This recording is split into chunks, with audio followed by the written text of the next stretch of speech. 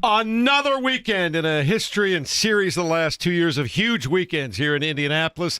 Got a lot going on. First place on the line in the AFC South on Sunday. First place in the Big Ten on the line tomorrow night in football at Lucas Oil Stadium.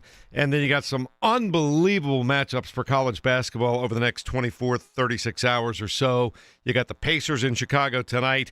So much going on. We had a great Thursday night football game last night. If you had the over, if you took and teased up, Kevin, the over at 73.5, you won.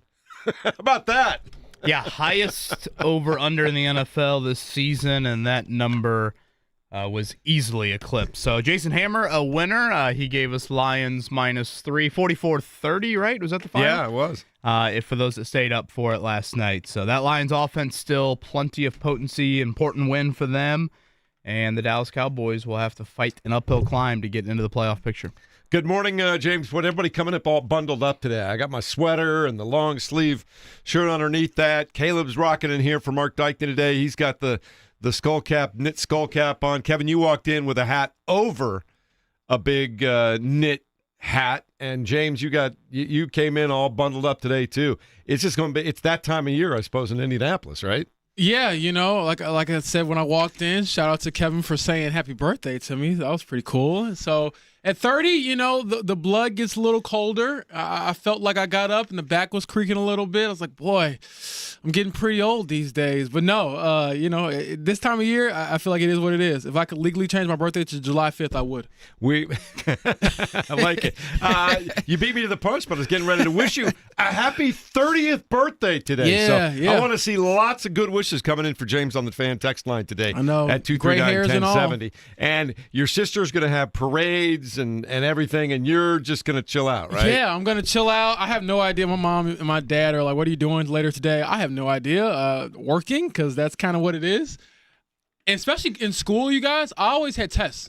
This was always around finals time, so I never really had a chance to, on the actual birthday, do anything kind of crazy. But my sister, shout out to Jessica, she works at a bank, so she gets all of the Columbus Day and random days you think are just for schools. She gets all those off, and she definitely never works on her birthday, so shout out to her. So, Kevin, I don't know if Kevin's wondering. I'm wondering, though, as a kid growing up, knowing that you were kind of like taking your birthday in stride and your sister was like, hey, it's my birthday, let's go.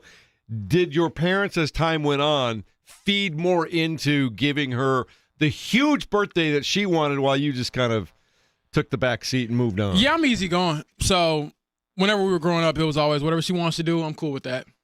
I like that. KB, I know your family. I saw Max yesterday. You had he chose the Colts yesterday. If you want to go check that out online, it's always one of my favorite videos of the week. He's already he doesn't care. He's wearing shorts outside in the cold. I noticed that yesterday, too. Yes, we did film that earlier this week amidst the snow. He did rock some shorts in it and some sunglasses. You had me scared for a second. I actually went and looked outside. I was like, do I have to clean my car off right now? Yeah, no, that was recorded a little bit earlier in the week. Sorry to strike fear, but yes, he seems to be a little bit more biased towards the Colts slightly, but we'll give our picks later in the show, and I think Dad will be like son. I really think the Colts will win on Sunday. I know I'm not unanimous in that thinking, I think, in studio, but I do think the Colts will get it done, and obviously what is a monumental one coming up Sunday afternoon. Yeah, I wanted to talk about that right off the bat. This is what I call, and really everything in life is an opportunity, but this is a big opportunity game for the Indianapolis Colts. I know they've lost 2 of the last 3. I know that they're not technically in first place in the AFC South right now. But here's a chance to take that first 8 weeks of the season where you put all that equity in the bank and say, you know what? This is who we are going to be moving forward. We are going to go in on the road against a divisional opponent, and you can rationalize the loss to Houston all you want. You can talk about, the kicker messed up, the referee had a series of bad calls at the beginning of the fourth quarter that completely hosed us, whatever. You bounce back, you go on the road, you go to a place, James, where you haven't won in a decade, and you say, this is who we are. I would like to see the Colts with a beautiful mix of run pass. But at the end of the day, I want to see the Colts put a bloody lip on the Jacksonville Jaguars. Ooh. I want to see I want to see Quentin Nelson and that offensive line just dominate up front. I want to see Jonathan Taylor carry the ball 25 times for 130 yards and a touchdown or two. I want them to leave Duval and leave a mark on the way out. That's what I want this That's how you weekend. start a Friday morning, guys. Did you go Thinking about bloody this lip? all week long. You went bloody Violent lip? there. Yeah. You went bloody lip. The only I time do. the Colts have won in the last month was a Daniel Jones bloody lip, I right? want This is them to true. give somebody else that bloody lip Well, this weekend. I think the Colts need the bloody lip, right? Isn't the only win in the last month Daniel Jones' bloody lip? So you got to take a shot and give a shot. Whatever it is, I want blood left on that field, and I want to win coming home. Well, There might be some things in that pool. I don't know what's in that pool, but so the fan base You will have to get certainly tested for that. welcome a win for this team. But as I told you all, we'll give our picks later in the show. I'll never pick them to win in Jacksonville until I see it with my own two eyes. I don't care what happens. I mean, I actually think they're a better team than Jacksonville right now at this very moment, but I will not pick them because I put it out this morning. I went through the last 10 losses. None of it makes sense. So if you try to use logic in this, I feel like you're doing yourself a disservice. This may be the one lingering thing that does stick with me in this series of the so last weird. decade for Jacksonville. The one game that I'll just never get over, Kevin, is the 6-0 game. I'll never understand that game and get over it. yeah, the 6-0 game, I think you can largely chalk it up to somehow Frank Reich's just inability to concede a field goal, which I know a lot of people have been bitching and moaning about Shane Steichen's aggressiveness. They had, I think, 5 drives reach Jacksonville territory in that game and just never kicked, never trotted out of Vinatieri. Out there at some fourth downs that did not work out. The most egregious one is probably the 2021 loss, considering you were playing for your playoff lives. Jacksonville had nothing to play for. Laquan Treadwell, who now is a Colts special teamer, scored the first touchdown in that game. So, yeah, the streak is a streak. I tried to offer some optimism yesterday. The streak started 10 years ago, week 14. I'm here for it, Kevin. Now it ends 10 years later, I'm here for it. week 14. I think the one consistent thing, James, and I certainly hear you out, there's been various scores, there's been various quarterbacks. While the faces have changed, I think the one constant is the Jaguars' defensive line has absolutely whipped the Colts' offensive line on an annual basis. And that, once again, to me, is the top of the storyline for Sunday. And the Jaguars' D-line's a little beat up right now. The Colts' offensive line, once again, is intact. I mean, the health of the offensive line this year has just been a dream. I get the Colts have had some other injuries, but it's been a dream scenario to have that group intact. And they need to, bloody lip the Jags, if I could steal something from Jeff there. So, yeah, I'm looking forward to it. I thought Blake Grupe had a little pop in the 5-7 leg yesterday. Ooh. Was that a perfect 7 for 7, James? Yes, including, a 60-plus yarder, it felt like at the end of that kicking session. But as many pointed out to me on social media, they were telling me, we don't care about the distance. Make the PATs and make the short ones that have kind of plagued you this year. Smattering of applause when Blake Grupe got done with his kicking session yesterday from his teammates and a few coaches in there. I thought Daniel Jones was moving a little better. I don't want to act like it's, crystal clear, but maybe call it he looked like you getting out of bed at the age of 30 versus Mark Dykton getting out of the bed Sunday at the age of 40. That's probably Are you good with that analogy? I'm good with that. I mean, I don't know if Mark will be good with that. He'll probably No, have he can't defend himself. some audio. Yeah, exactly. That We need to play audio of Mark all day while he's gone. I'm definitely team kick a person while they're down. I was going to say, Caleb, can we dial some of that up? Yeah, Go through. We're in the last rake few Mark over waiting the coals. hours of our time in this studio with all these computers before we upgrade to everything brand new. I do coming up on Wednesday, and so just empty it all out. Just find whatever you can. want to give a shout out to Kenny Moore the second. He is the Walter Payton NFL Man of the Year nominee for the Colts. Does a lot in the community, teaches over at Cardinal Ritter on Tuesdays. Stay tuned on that as far as the story that I'm working on. But, yeah, he's a really good dude, well-deserving, so it was cool to hear Kalen Jackson come in, Colts owner, give him his flowers. And then it was funny because, Kevin, I thought he was more nervous in that press conference than you normally ever see Kenny. He gave maybe like a 15-second acceptance speech, and that was it. I was like, hey, want to say a little bit more? Want to brag a little bit more about yourself? He's just not that type, but he really is well-deserving and just a really cool dude overall. Yeah, third time, right, that Yes. he has been the Colts nominee for that. And, he has done so much not only in our community, but also back in the Valdosta area or back, in his home community as well. And, I said this to him when he joined us at training camp. Kenny's a hell of a story. He's just a hell of an NFL story. Story, period. But, label it in the NFL world, to be the undrafted free agent. Again, he started in New England. I know I've shared the story before, but the Colts played the Patriots early in the 2018 season, and it was when Bill Belichick was still the coach. And that was back when we did the visiting coach conference call. And I thought to myself, you know what? What is a question I could ask Belichick that I won't get some curmudgeon-y On to Cincinnati. answer? Exactly. And I thought, you know what? Let's ask Kenny Moore question. Who knows? Maybe he'll be like, yeah, that dude was an undrafted free agent for 4 months, and I don't even remember what number he wore.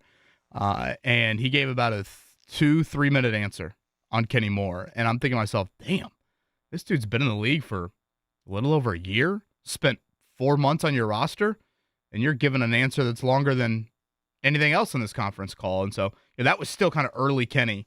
And obviously on the field and off the field, it speaks for itself what he's done here. So very, very deserving, and a guy that loves the local area. And certainly Saturday nights, it will be quite the scene in downtown Indianapolis. So Purdue fans, stay outside of 465. You might have your Monday in April coming up in a few months downtown, but for Saturday night, it is cream and it is crimson. We're going to talk all about that. We've got the check down coming up in a moment. Caleb in for Mark Dykton today, who starts his one out of the, I think he's going to work 2 of the next 68 days. Yeah. Something like that. Yeah, he called to the bullpen. Excited to be here. I love that. All right, we got it all for you on the way right here on 93.5 and 107.5 The Fan.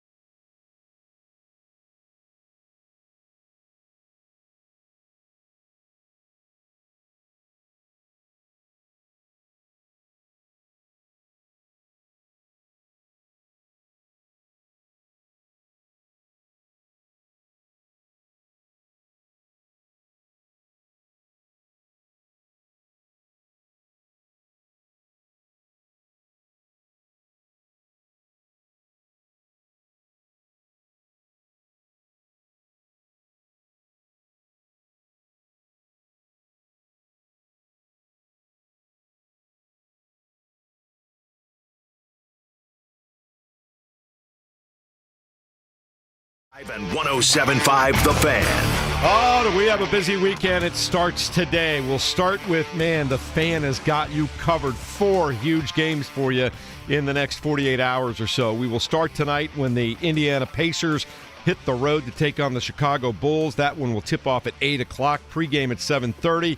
And Kevin Bowen, Ben Shepherd now has a calf injury and will miss the game. Yeah, boy, everybody's got a calf injury, right? So I would assume Jarris Walker gets a little starting action here for the Pacers. So, up in Chicago tonight. We'll see about Kobe White, one of their better players. He's been dealing with some injuries, and these teams have already faced off twice. They split so far. Of course, you had the Siakam game winner over this past weekend here. So Pacers are a 4.5-point underdog up there in the Windy City, 8 o'clock. All right, that's tonight. 7:30 airtime starts here on the Fan. Tip at 8 o'clock. And then tomorrow, all kinds of college basketball. We'll start with the game that'll be played on the Fan, or heard on the Fan anyway. That'll be Butler hosting Boise State. That one will tip off at 1:30 from Hinkle Fieldhouse. Again, you'll be able to hear that one on the Fan. And also downtown, 2:15 in the afternoon. James Boyd, IU, and Louisville basketball get things going over at the Fieldhouse. Big matchup because IU is coming off a terrible loss, I thought, against a Minnesota team that really isn't that good. So can you bounce back against a Louisville team that has a little bit of oomph in their resume? All right, and Iowa State will be visiting Purdue. That one starts at noon, and wouldn't be shocked to see a Tyrese Halliburton sighting up there, would you? Ryan Conwell, by the way, with Louisville. Speaking of the local action there, the Pike product, he is transferred around, and he will be has had a really nice start to the year for Louisville. And, great game in Mackey. So that'll start things off on CBS, Purdue and Iowa State. I love the home and homes that Purdue has put on their non-conference schedule here over the years. Iowa State can score, and no team has shot it better in college basketball this year than the Cyclones. So, I would venture to guess Tyrese Halliburton might make a visit. All right, that's what's on our basketball schedule over the next 24 hours or so. And then tomorrow night, James, 8 p.m., Lucas Oil Stadium. Number 1, Ohio State. Number 2, Indiana. I'm talking in the nation, those are the rankings. It's also for the Big Ten Conference Championship. And another, I talked about opportunity at the beginning of the show, another opportunity for Indiana to show we are ready to sit at the big kids' table and take our shots. Yeah, I saw the photo that Jake Query, shout out to Query and Company, that he put out on his Twitter yesterday, and that was a dope-looking photo, man. The Indiana Hoosiers logo in the end zone at Lucas Oil Stadium looked pretty sweet. So, huge matchup. You haven't beat Ohio State in, 30-plus years? Here's your opportunity. All right, they'll look forward to doing that. Since you were in the womb, James Boyd, on your birthday. I was going to argue before I was even thought of. I got to tell you the story how my parents decided to have kids. It was pretty funny. Gosh, I was getting nervous. I'm going to go back to that. Oh, man. Have we cleared this with your parents yet? Yeah, this isn't inappropriate. It's just funny because this explains my parents. Yeah, it's going to be a big day of college football. That will be the culmination, obviously, number 1 versus number 2. But conference championships are going to be decided all over the place. And, Kevin, I know as a Notre Dame fan, which ones are you most focused on and what needs to roll your way for the Fighting Irish? Texas Tech, baby. Let's go Red Raiders. What did Bob Knight say about that red sweater? I will say it as well if they can get it done. Boy, that's what Notre Dame shameful. badly needs. So I believe that is noon tomorrow. They are, I think, a 12-point favorite over BYU. Alabama, Georgia. If you're a Notre Dame fan, you want Georgia in that one. So, busy day on the college championship front. But, of course, nothing bigger in this market than tomorrow night. And, again, it's ideal. You got house money because even if you lose, you play for a trip to the national semifinals in a month, which is a dream. How much fun is it to see that Georgia and Alabama are playing at 4 p.m. in a conference championship, and you're like, yeah, but that's just like the appetizer for today. We got to get to the Indiana game, James.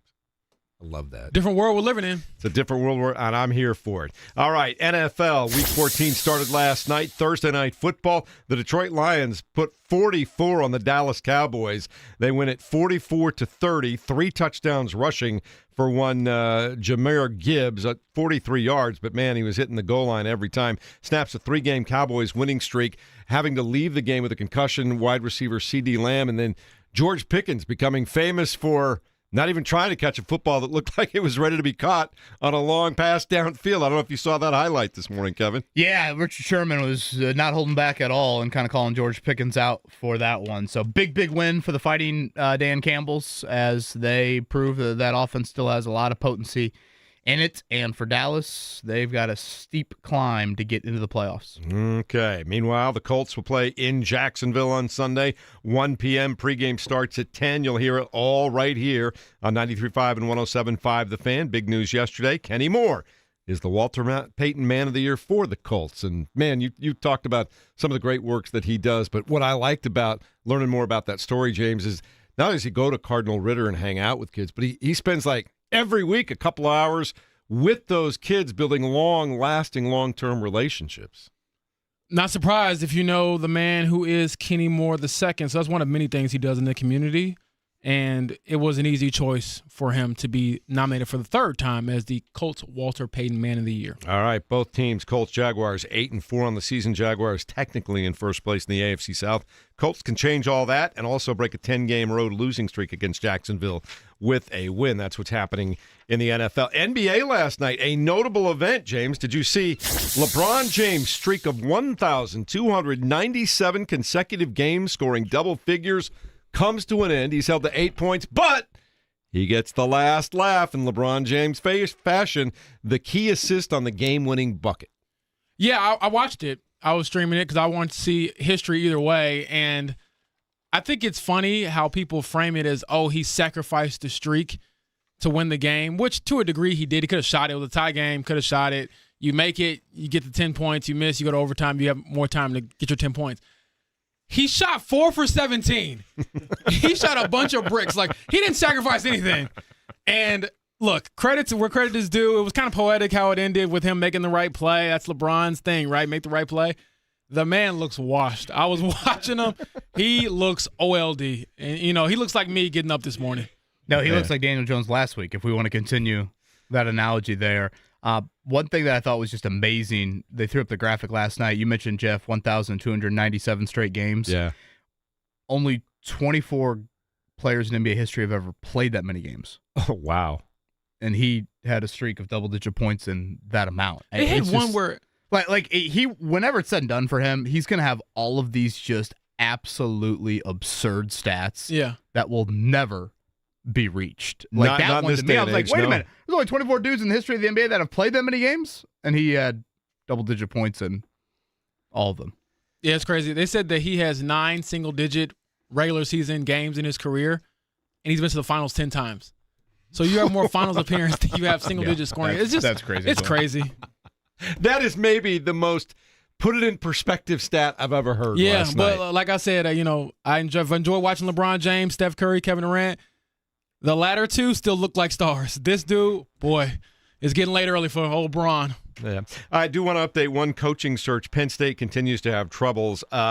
They are now focusing on Iowa State's Matt Campbell. It looks like Sataki's going to be out of it from BYU. It looks like he's going to stay there with the Cougars there.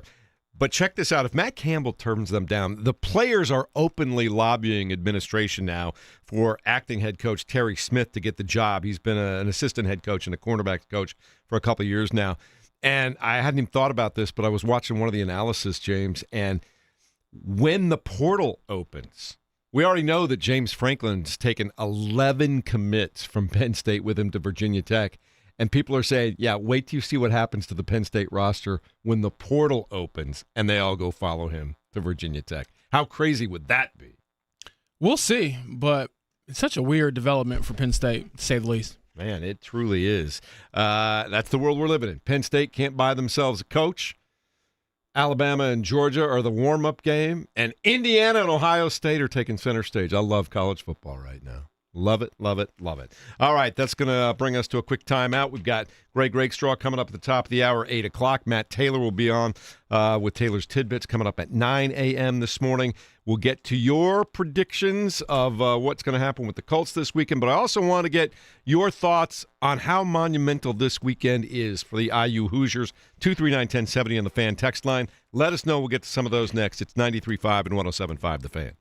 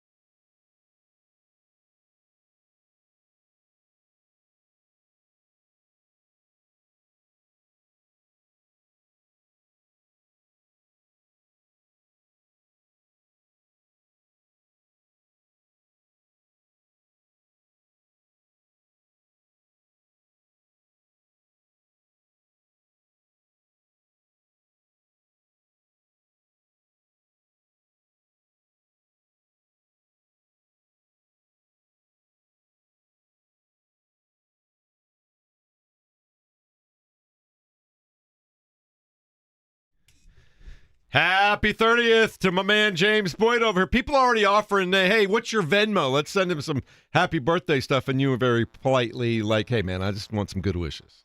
Yeah, no, I never do that. No disrespect to anybody who does it. That's their thing. But, yeah, I can't be asking for money out here. I get paid. Wait, people do that? Fine. People ask? Yeah, they throw their I think that's honestly a younger generation thing where they turn a certain age and they say, wish me happy birthday, and they drop the Venmo, and you expect people to give you cash for your birthday, which, I mean, I guess it makes sense if it's family who might do that for you, but no, for those listening, I will not ask you for money. I'm very glad that you're listening, though, and I would ask you to keep listening. That's about it. Yeah, I think I could speak for the panel here. None of us, in terms of social media scams and everything, nobody here is going to ever ask you for money unless it's to go to like an official fundraising thing for the Salvation Army that we're doing later on this month with WIBC, where you can actually go officially to a site and see what's going on there. Kevin's like, I don't know. I'm starting to think about this now all of a sudden. That could pay for a couple more hats, I'm still stunned by what James just told me. No, but a lot of content creators, they'll have like a link there in their profile, like buy me a coffee. And that's what I am now, okay? On this radio grind and writing and all the above. Multi-platform content creator. We're the original content creators. You create a massive amount of content every week. Yes. So drop the Venmo, Kevin Bowen. Got to create that tip jar. Let's go. Now, James, you're going no umbrella, you said, in Jacksonville? No umbrella. I don't bring umbrellas anywhere. Okay, two things that I just don't have or probably will never buy unless I'm forced. Maybe the significant other in years to come will force me, but snow boots, I will never wear those again in my life. I hated them when I was growing up. I feel like I was the lamest kid ever when I ever had to wear them to school. And we're not in Siberia. You got a little bit of snow, get to the school, you're fine. And then umbrellas. I feel like I'm never walking outside long enough for me to have an umbrella. Sunday's forecast in Jacksonville, showers early, becoming a steady rain later in the day, potential for heavy rainfall possibly over 1 inch. I'll bring like the rain parka coat. Like I have a couple of Nike hoodies that are like that, so I'll bring that and I'll be fine. Rain better for the Colts or the Jags? Ooh, good question. I'll probably go Colts. They can run it. JT, still an MVP caliber player, just needs to get unlocked a little bit with his offensive line. O-line's got to give him some help here. Let me ask you guys this. I was thinking about this on the way in this morning. In the non-Jonathan Taylor, non-star realm for the Colts, who really needs to have a good football game on Sunday? Offensive line. Yeah, I said it earlier. Again, I think the Jags have whipped the Colts up front in this, decade-long streak down there. And, I think that is the number one key for me. And Jacksonville a little banged up on their offensive line. They'll be likely without their left tackle. They're also going to be without their leading snap guy on defense, one of their starting safeties. So basically, if you put that into Colts terms, you're looking at like a Bernard Ryman, Zaire Franklin loss in a game. I'd say that's rather notable. I obviously, I know the Colts are dealing with their own injuries with Buckner and Sauce Gardner, but still, Jacksonville going to be a little banged up. But yeah, I just boil it down to the trenches. Speaking of the trenches, I keep waiting and waiting and waiting. Is there a breakout game in sight? And a consistent breakout game in sight? Consistency being the key for Latu. I'm not sure, honestly. I know he has, the 3 interceptions, and it's the most in a single season for a Colts defensive lineman. That, to me, is like an anomaly. He made a great play, don't get me wrong, against Patrick Mahomes a few weeks ago. But when I look at his career, we might look up at the end of it and say he never got another interception again, because it's just kind of weird like that. You paid him and you drafted him that high because you want him to get after the quarterback, and he doesn't do that on a consistent basis. And what's weird about it is, Kevin, we were talking about this actually with Mike Chappell, shout out to the Dean, Fox 59, in the media room yesterday, and he's on the list of all of the pressures and, time to get after the quarterback and QB hits, but it's not sacks. It's so weird that he can't finish plays, and to a degree. I'm not saying he's like a complete bust or anything. I think Abdul Carter in New York for the Giants is what you would call a bust so far. I think he has 1.5 sacks through 13, 14 games. Latu's been fine, but that's not good enough for a first-round pick. You need him to be a disruptor and a game changer. And really, that's the next step, I think, for this defense to take a leap, especially in the absence of DeForest Buckner. Well, one thing, too, about Latu is when you drafted him, he was pretty ready-made in the sense of he produced at a high level in college, a little bit of an older player as well. Sometimes you see pass rushers drafted in round 1, and you're drafting a little bit more on potential, a little bit more on, hey, they maybe didn't have the crazy eye-popping numbers, but we think we can kind of mold that clay. That was not really the thought with Latu. I mean, the thought was he would walk into the NFL and, compared to most young pass rushers, would be able to give you pretty instant impact. And yeah, I think you're just left wanting a little bit more in the finishing of plays department. Well, they're going to have to get some kind of pressure on Trevor Lawrence, I think, to make this run down the stretch. And it starts on Sunday against Trevor Lawrence. And I keep waiting for him to have like that 2-sack day where he starts to maybe build on that and get some confidence and show himself that, hey, I could be a game disruptor beyond just use great play against Kansas City. But that's why he was brought here, to be that guy, right? I mean, I don't think you expect him to necessarily be like Myles Garrett, but you'd like to see him be a guy that puts consistent pressure on the defense or the offense. Who's the better player at their position, Myles Garrett or the Dallas Cowboys kicker? Is the Dallas Cowboys kicker the greatest player in the NFL right now? Are you allowed to ever choose a kicker over any defensive player like that, though? You just compare that player to the rest pound of his, for pound, position rest for of position. his position. You compare that player to the rest of his position. Is Brandon Aubrey that much better than everybody else at his position? I think Myles Garrett would be the only other player. I'm still taking Miles, but no. Yeah, but like it's those a are the good only question. two, in my opinion, and I say that in all seriousness. So What you're about- saying like him and the gap between the next person, Right, so you're comparing at that Daniel position. At Jones his to all position, the quarterbacks. yeah. You're comparing Jonathan Taylor to all the running Yeah, backs. you might be right because I was looking at him and I was like, boy, Did you see the How many ease at the teams- 60? What was it, 62 last night? yeah. Oh, it was like, I was yeah. thinking like how many teams would trade a pick for him? Can you? I'm dead imagine? serious. Like if you're a playoff team and you know you're gonna get into the dance, if you could give up a day 2 pick, would you do it to ensure that you have the best second kicker? round pick to trade for a kicker. Second or third round pick? That dude's that good. I'm serious. If you're the New England Patriots, if you're the Denver Broncos, you're like, you know what? We might actually have a shot at going to run here. We need to make sure we tie up some loose ends. I want to Soccer player at Notre Dame, Brandon Aubrey. By the way, we have the FIFA World Cup draw. Are you guys into the World Cup at all? That's I coming am. up later on today. Man, they're making this star-studded today, aren't they? Noon today. So the United States will find out who is in their group. Again, we've already qualified. Why? Because we're hosting. That sounds a little... Is that the only reason? Seriously? Yeah. Yeah. Man. That's hilarious. But yeah, I'm looking forward to it. I think I enjoy watching what everyone else is kind of locked into, which is why I watched the World Series and stayed up that one night super late to see how it ended. What was it, 18 innings or whatever it is? So I think seeing the excitement from the different fan base, especially the countries, is always something that I don't want to miss out on. Yeah. So, and then just the moment. I mean, it's once every 4 years, man. So if you miss it or if you make the moment, it's always pretty exciting. I was doing some research over the weekend. Lou Anarumo's defenses have beaten the Jacksonville Jaguars 4 consecutive games, dating back to 2020. Does that matter? Does that mean anything? Trevor Lawrence struggling against Lou? I'd have to go back and look at what his numbers actually are. They've but scored some points, but they've come up short. They've scored. Yeah, I thought I looked up earlier in the week, 21 and 31, I think, are the point totals with Lawrence as quarterback. I guess some of those games maybe includes not Trevor Lawrence at quarterback. Yeah, last year, though. I don't think. So, yeah, I mean, 21 and 31, I those strike me as decent point totals if you average that out. Well, I guess it's only 3 games because the list I was including included the matchup between the Bengals and Jacksonville this year. Obviously, Anarumo wasn't the defensive coordinator then. But at least he's come up on the right side of things against them the last 3 times he's played them, James. I'll take that. I'm looking for anything right now because I still think that the Colts are a bit better. I think they have the opportunity to right themselves. Daniel Jones, did he look like he was moving any better with help yesterday? Could you really tell? Could you see anything? he looked better than he did a week ago from yesterday, for sure. But at the same time, genius analysis from James Boyd here. Tune in, people.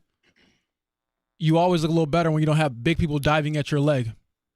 So how did it feel on Sunday? How did it look? I mean, I legitimately, and James, you obviously had that video last Thursday. I think if you compare the last Thursday video to this Thursday, he definitely looks better. Absolutely. I don't think it's by any means. If you really want to dissect the video, you still see that foot dragging a little bit, and that you definitely. And I think in the video that you had, James, you saw like a noticeable limp after. Yeah. The specific because he didn't want to put drill. weight on his leg last week. Whereas this week, I didn't notice that as much yesterday. Well, now, his former college teammate gave him a bionic leg. Yeah, exactly. He's like Will Smith and iRobot. Maybe the confidence is just up from. Shout out to the Duke education. I don't know. Confidence might not be enough to fix your fibula. I think it's drugs and a nice pad. No, but I mean confidence in that sometimes when it's new and you're trying to deal with it and what's this going to be like and how's it going to react, I think you are initially a lot more protective of it as opposed to you start to get more comfortable. Now you've got that little device that his former Duke roommate built that's maybe giving him support, and maybe he doesn't feel like it hurts as much as it did. I'm just saying maybe he feels a lot more comfortable with it. This is like when Nathan Brown, shout out to Nathan Brown, I love his work at Indy Star, new Colts beat reporter. He did ask Daniel Jones earlier this week, is it almost beneficial to get hit in the leg so you can take a hit? And Daniel looked at him and was like, no. Not necessarily. I was waiting for Dan Jones to be like, that is an idiotic question.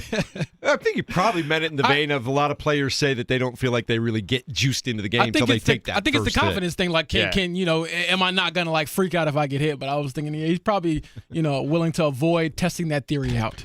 Better chance the streak in Jacksonville ends or the streak over Ohio State ends? Oh, Jacksonville for sure. Jacksonville for sure. I feel like Kevin's just a master with these questions. James, you don't sound like you have- Miles I didn't have to Garrett, think about it too Brandon much. Aubrey question. I like it. I think people talk about the Jacksonville thing as a curse. Is the Ohio State thing a curse? Or is No, it I think just it's just been a lot better. No, than the I last- don't better. think that's a curse. I think that's just That's we're just on a different level than you. 30 years of better. I just think tomorrow night is such an awesome feeling for a fan because it's house money. Like, it's 1 versus 2, but the ramifications if you lose, like, usually when you talk about the biggest game in your fandom's history, There's some heartbreak on the other side of that oh my thing. gosh, there are tears if the result doesn't go your way. Season's over. The other rival wins. Oh my gosh, the dream is done. No matter what happens tomorrow night, in 3 weeks, Indiana's football team will go out there and play a game where if they win that game, they'll be 1 game away from the national championship. Like, that's a dream. This is house money. This is beautiful. You are in Vegas, and somehow you have smartly put all your other chips in a bag, and you're still playing with a ton of them. Total dream. And you're out money. Like, there's no negative. Again, I don't think they'll fall out of the bye because who is at 5? Who's at 5? Is it Oregon? Oregon. Yeah. You're not falling behind Oregon. You beat Oregon at Oregon. I just think it's the ideal dream scenario for Indiana, along with you could end, obviously, the 30-year streak, and you can win a Big Ten title, and you could be the number 1 team in the land. And Is you're this in the David state versus capital. Goliath? That's what somebody in the YouTube chat said. It's David. I don't know if it's David versus It's Goliath. a 4-point spread. Let's not act like this is. This isn't Appalachian State trying to knock off Michigan years ago. No, and I think one of the reasons they're getting a lot more respect this year, too, is when you look at the way that they've been winning games. Like, this is a team that, like most great college football teams, they are physical up front on both sides of the ball, and they have speed at the skill positions, James. They really, truly do. You ain't got to tell me. I own a pair of candy stripe pants because they blitzed my team by 1,000. So, assuming Illinois is not Ohio State on that level, it should be a closer game come tomorrow night. But big matchup, a lot at stake, and I think it will be honestly really cool to see if you can knock off Big Brother for a change. Yeah, and Drew from Avon says Jacksonville for sure, Kevin. I unfortunately believe that IU loses by 14 plus. Hope I'm wrong. Ooh. But there are a lot of people that I think are almost afraid to think that IU's actually on an Ohio State national 14 championship plus? level. Ooh. I don't know about that. I think, Kevin, you're hitting a great point because I think when you hear Ohio State, okay, full disclosure, from Ohio, a lot of Buckeye friends. I myself may or may not even root for the Buckeyes. Okay, Are we going to have to throw you off the show? Anyway, what I'm saying is, like, you hear Ryan Day talk, like, they had 3 goals: beat Michigan, win the Big Ten championship, win the national championship. Like, both teams care about this game tomorrow, and all the talk about, well, what do the conference championships really mean? Like, you're right. You have this rare scenario where Both teams are in. They're okay no matter what. But both teams care about this game a lot. And so I can't wait to watch. I think it's going to be awesome. Yeah, and one thing, too, we talked a little bit about it yesterday. Indiana's big moments last year, Kurt Cignetti pointed out, road environments where he felt like they just didn't meet the moment. Again, I think tomorrow will be a heavy Indiana crowd in there. And then once you get in the neutral site games, you're not going to have that. Remember how much Cignetti was upset with how they handled the noise at Ohio State. He didn't point necessarily to the noise, I think, in South Bend, but more just whatever. They weren't ready to face a team of that quality, or however you want to label it. That thought shouldn't be there on the neutral fields. And again, I don't think tomorrow night is going to be a neutral field. You still think 70? I'm leaning more towards you. You've been saying 70-30 all along. I think we were saying, James, 65. I mean, we're not going to be able to tell by the old aerial shot. I don't know, scarlet different than you get cream. That up in the corner of Lucas Oil, focusing on the entire stadium. It's all I'm just going to yeah. pause the TV and start counting by hand. You're going to have your color palette out. Okay, what's crimson? What's gray? That's a James Boyd Saturday here? night right there. I'm going to pause the screen and just start counting. You know what's crazy? I agreed to do like some radio interview during that game. So, boy, they better be ready for some loud people in the background. Real journalism right yeah, there. They were asking, hey, you want to come on and talk about Colts and, Jaguars? Sure. And I did not think about the time. Third time ever we've gotten 1 versus 2 in the Big Ten. Who were the other 2 times? Michigan, Ohio State in 06. That was an iconic. I remember that one. Iconic game, and neither James nor I out of the womb. Jeff, you recall Iowa, Michigan in 1985? I'm trying to think who the quarterback would have been for Iowa that year. I vaguely remember, but I don't have sparkling memories of it. I want to guess the score. That sounds like a 7-6 game. It's like a 10-7 game. Steel-toed kicker makes the field goal. You know what, though?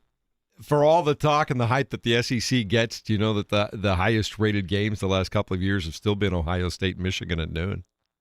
Well, it's the game, for sure. But I mean, you like that. You think again, like there's the SEC championship game this weekend, Alabama, Georgia. You think as rabid as people are in that area that it would go on. But 18.4 million viewers this past week for Michigan, Ohio State. That's not shabby. That is not too shabby. It's a lot of folks watching TV. There's a little bit of random overlap here. We brought up Kenny Moore II being the Walter Payton Man of the Year. Ohio State's defense being led by Matt Patricia. I was talking to Kenny in the locker room yesterday, and he said Matt Patricia, when he joined the league and was over in New England, was one of the coaches that really told him he had a shot to be good in the NFL and told him, hey, just put your head down and work, grind, and if you do that, good things will happen. So I wonder where Kenny's allegiance kind of lies this upcoming Saturday night. Well, that is one of the bigger differences from last year's meeting is Ohio State. Again, their defensive coordinator, Jim Knowles now, was at Penn State, ironically enough. That was kind of a big drama in the offseason here, and Matt Patricia is new to Ryan Day's staff, and Ohio State's defense has put up some historic numbers here. And but again, their offense coordinator, Brian Hartline, just took the job with South Florida there. And I think, Caleb just laid out, how Ryan Day views the importance of goals. I do think that emotional hangover could be real. I mean, Michigan is Michigan. Beating Michigan is a little different than beating Purdue, 50 whatever to the hell that score was last Friday night. Indiana has been circling the Big Ten title for weeks now. Ohio State didn't circle it until Saturday at 4 o'clock. Once, Michigan did a great job defending the 50-yard line after the game. I think the interesting question for me is in the big picture after this game, and I mentioned this yesterday, if it's a close-fought game, let's say that Indiana wins this game 27-24. It goes down to the wire. Do both teams keep their 1 and 2 seeds going into the postseason? Yeah, a lot probably depends on what Georgia does as the 3, right? If Georgia looks impressive beating Alabama, they could jump.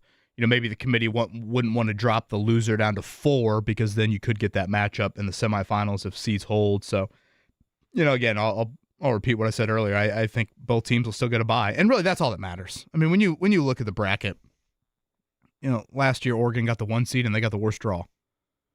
So it just so much of it is just get the bye. I think that's the goal for these teams, and Indiana and Ohio State are definitely going to get the bye. I'd be stunned if I shouldn't say stunned. The committee's a bunch of idiots, but I really would be surprised if the committee all of a sudden put either of these teams playing that opening weekend. I guess it would give you a home game. Are there any Indiana fans that want that? Do they want the home game? Boy, do you want that moment inside your own stadium? Those would be some odd fans, I think, for that to kind of play out the way you're laying it out. All right, somebody who's been following, watching, consuming, and breathing Indiana sports his entire life, Greg Rakestraw, the expert, the authority on all things Indiana sports, joins us next. It's 93.5 and 107.5 The Fan.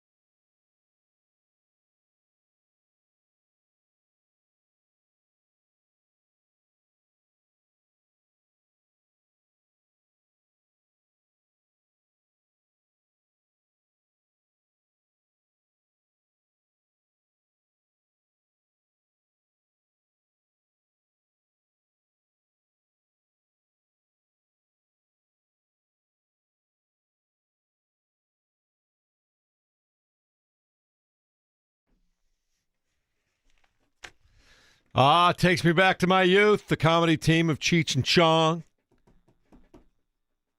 This is War, I think, isn't it, Caleb?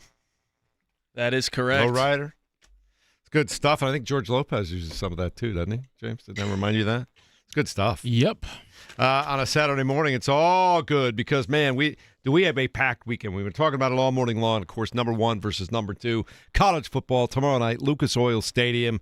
So much going on. It's taken so long for Indiana to get here, but they have arrived at this place in time. And here to tell us more about that and get us ready to go for another Jacksonville Colts tilt, the one, the only, Greg Rakestraw, joining us here on the Payless Liquors hotline. Greg, in your entire Indiana sports-loving life, did you ever think that up until about 18 months ago you'd ever see the day where Indiana is ready to take their shot at Ohio State for number 1? Not really.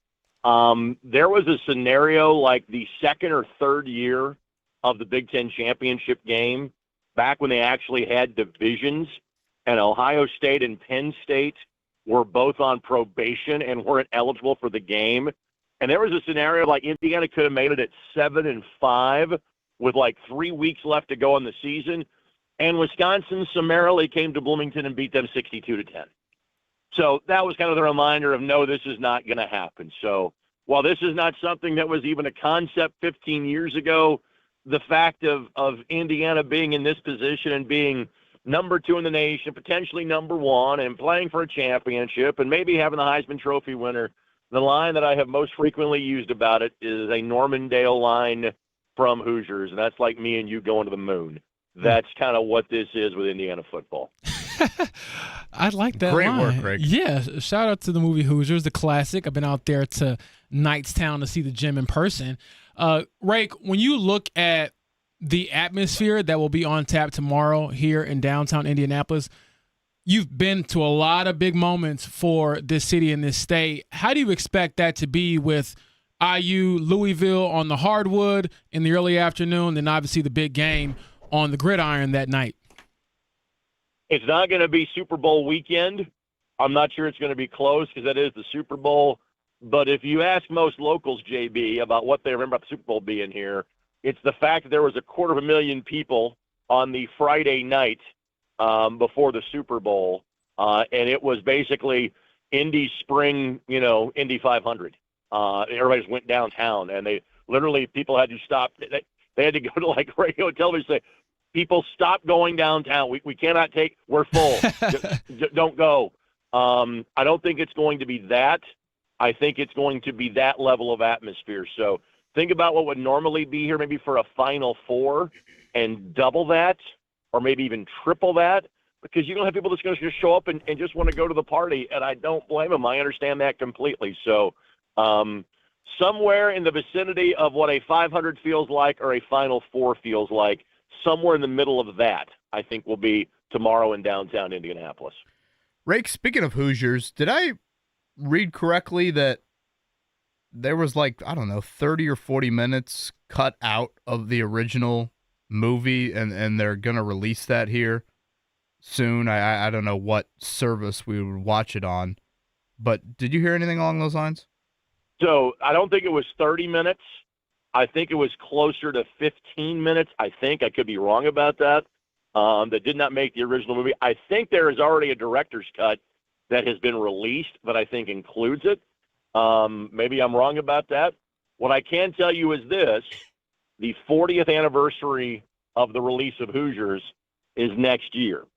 And there's at least going to be one event, if not a couple, where people are going to be able to see the full film that has maybe not been available on a regular basis or shown publicly. So there are plans in the works for that to take place in the fall of 2026.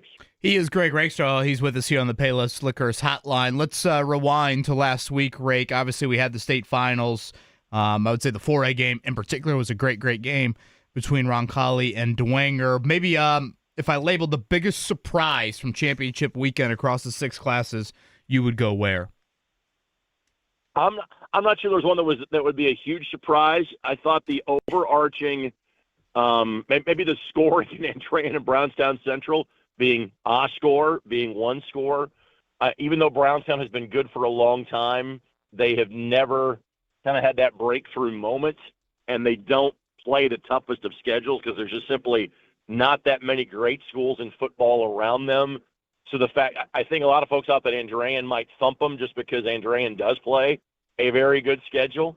And so that game being competitive maybe was a surprise. Maybe some folks were surprised that Maryville was competitive with New Pal for as long as they were. And again, unfortunately for Maryville, their starting quarterback gets hurt. Collarbone injury is what was suspected, and couldn't continue the game. And that will be a massive what if, or you never know. If you're from the region, and it's okay to wonder about that. New Pal's really damn good, but Maryville was toe-to-toe with them for 3 quarters. And with their backup quarterback in there for the third of those quarters for New Pal, kind of finally pulled away in that game. So those are the surprises, but to me, Kevin, the overarching theme was we really didn't have a true blowout. The largest margin of victory was the first game with South Putnam beating, Pioneer by 26 or 29. But usually in the state finals, there's a 40 or 50-point game at some point in time, and we had nothing close to that. So going in, I probably thought that 5 of the 6 games were going to be pretty good, and that's kind of how it played out last Friday and Saturday. Greg, one other thing I want to tie in from high school football last weekend to Indiana tomorrow night. You and I both had the opportunity. We were blessed to call the 6A game, you on TV, me on radio, and we saw Brownsburg's Brandon Sharp just dominate the first half like few players can. We know that he's getting all kinds of look from Power 4 schools all over the place. Has Indiana gotten to the point where that's the kind of school that a player like Brandon Sharp would consider moving forward? I think so. And as good as Brandon Sharp is, I will give you another player that I think is the true. Canary in the coal mine has a negative connotation. I'm not sure what the harbinger. How about that? For a positive connotation, Manchin Sales. He is a 5-star recruit. He is rated as the 5th or 6th best player in his class in the nation. His nickname is Bama. You kind of can tell the level of talent that he is. You name the power school he's offered him, but yet Omar Cooper, LN, Davion Chandler, LN, both wide receivers at IU. Before that, Donovan McCulley, down at IU was an LN guy. Does a national level recruit in your own backyard, does that guy go to Bloomington? That will truly, to me, and again, that's no offense to Brandon Sharp, who's really good and is going to play a major level of college football, but Sales might end up being the top wide receiver in his class in the country. And does he end up at a place like IU? If that is the case, then Katie barred the door for the Hoosiers.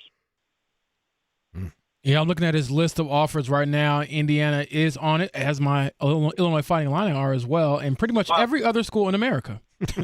Yeah, I think the Winnipeg Blue Bombers have made him an offer. A lot of teams have offered him at this point. They're going to edge out the Saskatchewan Roughriders is what they're going to do, Greg. Right, correct, yeah. Absolutely. Rake, did I see Kyle Nenrip had there'll be some changes to the Mr. Football Award? Could you share a little bit along those lines?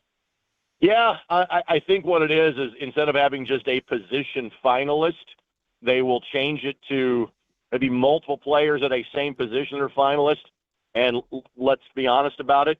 It's because Miles McLaughlin is listed as a quarterback and Jet Goldsberry is a quarterback.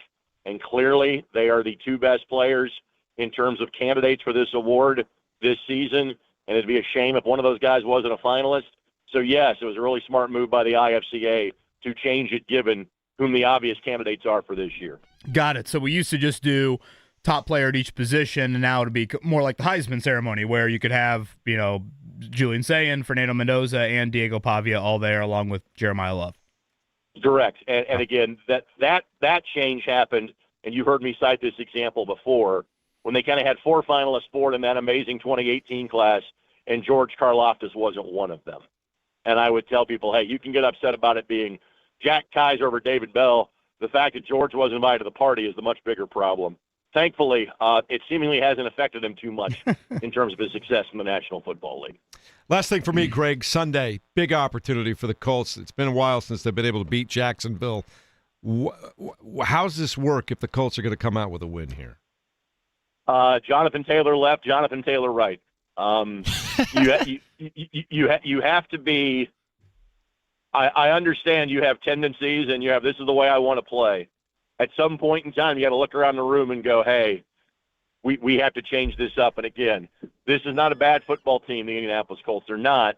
They're just not playing at that same level they were the first 2 months of the season. Injuries are a part of it. Injuries affect every football team. So I understand establishing throwing the ball first and then trying to run the ball. I understand you have belief in your offense. Let's take the opening kickoff. But now if things aren't working and you're losing close games, now it's the part where you go, all right, let's change things up. You win the opening coin toss, defer. Don't save Jonathan Taylor in a glass case for the third quarter. Student body left, student body right. You may want to break out a 1987 Eric Dickerson game plan if you're the Indianapolis Colts, trying to take some of the pressure off a quarterback who is clearly not 100%, but is obviously your best option at this point in Daniel Jones. Rake, where are you tonight? Are you calling a game? I am at the Burge Auditorium at North Central, watching my daughter sing in the accents as part of the More Joyful Sounds Christmas show, which is legendary in Washington Township. All right. Well, for Congrats a full to review her. next week. Yes. So I'll make up for it by doing 3 games tomorrow. But I do have tonight off. So Good. Good for you. What's the schedule tomorrow? So IU Indy at 2 o'clock as they play host to Youngstown State. And then I will have the last 2 games of the Sneakers for Santa event at Brownsburg, which has 7 games in total tomorrow that start at 10 a.m. I will have Male High School out of Louisville versus Pike. And then I will have Fishers and Mount Vernon, which is likely a clash of the best team in the state in Fishers and the best player in this class and the Mr. Basketball heavy favorite in Purdue-bound Luke Hurdle. And that game tips at about 8:15 tomorrow night. Well, enjoy your daughter's performance tonight, man. That's cool. Thank you. Appreciate it. All right, there he is, Greg Rakestraw, joining us on the Payless Liquors Hotline. In fact, next time you'll have an opportunity to hear him tomorrow morning, Soccer Saturday at 9 a.m. Passion play for him. He loves that. Machine. Absolute machine, Greg Rakestraw. The Energizer Bunny. Yeah, no question about that. So we talked a little bit about the Colts there towards the end, and Jonathan Taylor left, Jonathan Taylor right, maybe take an Eric Dickerson page out of the playbook and it gets back to what I opened the show with, James. I would love to see the Colts offensive line just punish that defensive line for the Jaguars and just beat them up and wear them down over the course of 60 minutes. Is that possible? And give them black eyes and bloody lips. Don't sell yourself short no, there. Let's go. Mr. Rickard. I want them to be sore. Does Jacksonville's defensive strength being stopping the run create any pause for you, Jeff? That's one of the reasons I'd like to see him just do that and take control of this division, take control of that matchup. That strength on strength, so that don't you doesn't think? create a, hey, we should maybe throw. I think you have to see if you're... Put the weather to the side. No, I get that. But Jacksonville's strength as a football team, you could really say, is their run defense. And their weakness is a pass defense. And what better way to establish yourself in the first quarter than to say, we're going to be better at this than you are today? The Jaguars, I'm looking at it now, no player has had 70 rushing yards in a game against the Jaguars this year. They haven't played Jonathan Taylor and Quentin Nelson yet, have they? Respect. Let's go. I do think this general discussion is interesting if you're Shane Steichen. Again, put the weather to the side. Sounds like it's going to be a ton of rain. But the debate of, sure, Jeff, yeah, you would love to establish your dominance, and anytime you're playing a big-time matchup, hey, let's bully them up front and, blah, blah, blah. But, like, on paper, it says to throw against Jacksonville. It doesn't say to run. So I think that is a very interesting dynamic for Shane Steichen. Obviously, his best player is his running back. And Daniel Jones, we've seen some limitations with that passing offense. So that debate for the Colts offensively, I think, is going to be a really, really interesting factor to this game. Yeah. And I agree with all that. And I understand 100% what you're saying. I just believe there's times in an NFL season, in an NFL game, it is a physical game. Sometimes we talk about, and I don't know if I buy into it completely with Shane outsmarting himself, whatever. Sometimes I am a fan of just line up, me against you, and I'm just going to knock you back a yard and do whatever I want to do. I think you at least have. Hat. Is what they say. Yeah, Hat on a hat. I at least want to see you give it a shot because I think you have the personnel that could do that. Yeah, it hasn't developed here in recent weeks. That's just been an issue for this team. Health-wise for the Colts, 52 of 53, I guess, James, practiced yesterday. Now, we should mention, obviously, DeForest Buckner and Ashton Doolin are on IR, so they are out. But 52 of the 53 Colts practiced fully yesterday. Sauce Gardner being the one on the 53-man roster who has yet to participate this week. And I thought Daniel Jones looked better. For our audience that has not been with us yet here on this Friday morning, we've made the analogy. James Boyd is turning 30 years old today. Mark Dykton is turning 40 years old on Sunday. Last week, I thought Daniel Jones looked like Mark Dykton getting out of bed. This week, I thought he looked like you getting out of bed, James. Yeah, and I wake up doing the electric slide, so Daniel Jones is moving pretty good yesterday. See that, honestly. I want to see that when you walk into the studio right one to day. the toothpaste on the toothbrush. Slide right in here to your spot when you walk in here in the morning. There you go. I like that a lot. But, yeah, that game will be coming up on Sunday. And am I overstating this, James, when I say it's almost a must-win for the Colts at this point in time, given the last 3 or 4 weeks and what's ahead, right? Yeah, you lose this game, we're talking about will you make the playoffs, let alone be in the division race. And, I still feel good about it. If they lose? No, I'm talking about I feel good about the Colts going into this game. Oh, yeah, be confused. I was about to say, oh, man, you're the most confident person alive. Yeah, you should feel good about it, but to Kevin's point, I am curious to see what the game plan actually looks like because you don't want to necessarily force something when there's an obvious advantage that you might have in the passing game. And I see some of the commenters on our YouTube chat saying, hey, has Warren hit the rookie wall? I don't think so. I do think that he was sick last week, and he kind of played like it, even though he scored a touchdown. He also had the muffed snap there for the lost fumble. So perhaps if he feels better, does he help you get back on track with the passing game? Also, comments on the text line. DJ and Eddie says, Caps, run the damn ball campaign is back. Again, to your point, though, Kevin, it'll be interesting to see what the Colts elect to do against a top-ranked rush defense. Don't run it into a wall. Let's get some variety in there. But it'll probably be a blend of both. And I do kind of laugh when we have these conversations on these airwaves because they are much more in-depth over at West 56th Street. It's not just, hey, run the ball or pass the ball. It's probably a little bit nuanced. Of like, okay, let's see what advantages, what looks we can get them into, and then take advantage from there. And again, if the weather plays out, you can't ignore it. That Not aspect at all. No. To it. So something to keep an eye on for Sunday. All right, let's check it down, Caleb, and get to what's happening right here, right now.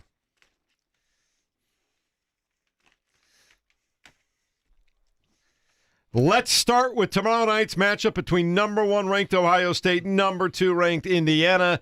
Lucas Oil Stadium, 8 p.m. kickoff. You'll be able to hear it live right here at 93.5 and 107.5 The Fan with our pregame coverage. And Don Fisher is going to have a huge day. You'll be able to listen to them play basketball on WIBC in the afternoon against Louisville at 2:15, and then hear Don broadcast the game beginning at 8 p.m. on The Fan on Saturday night.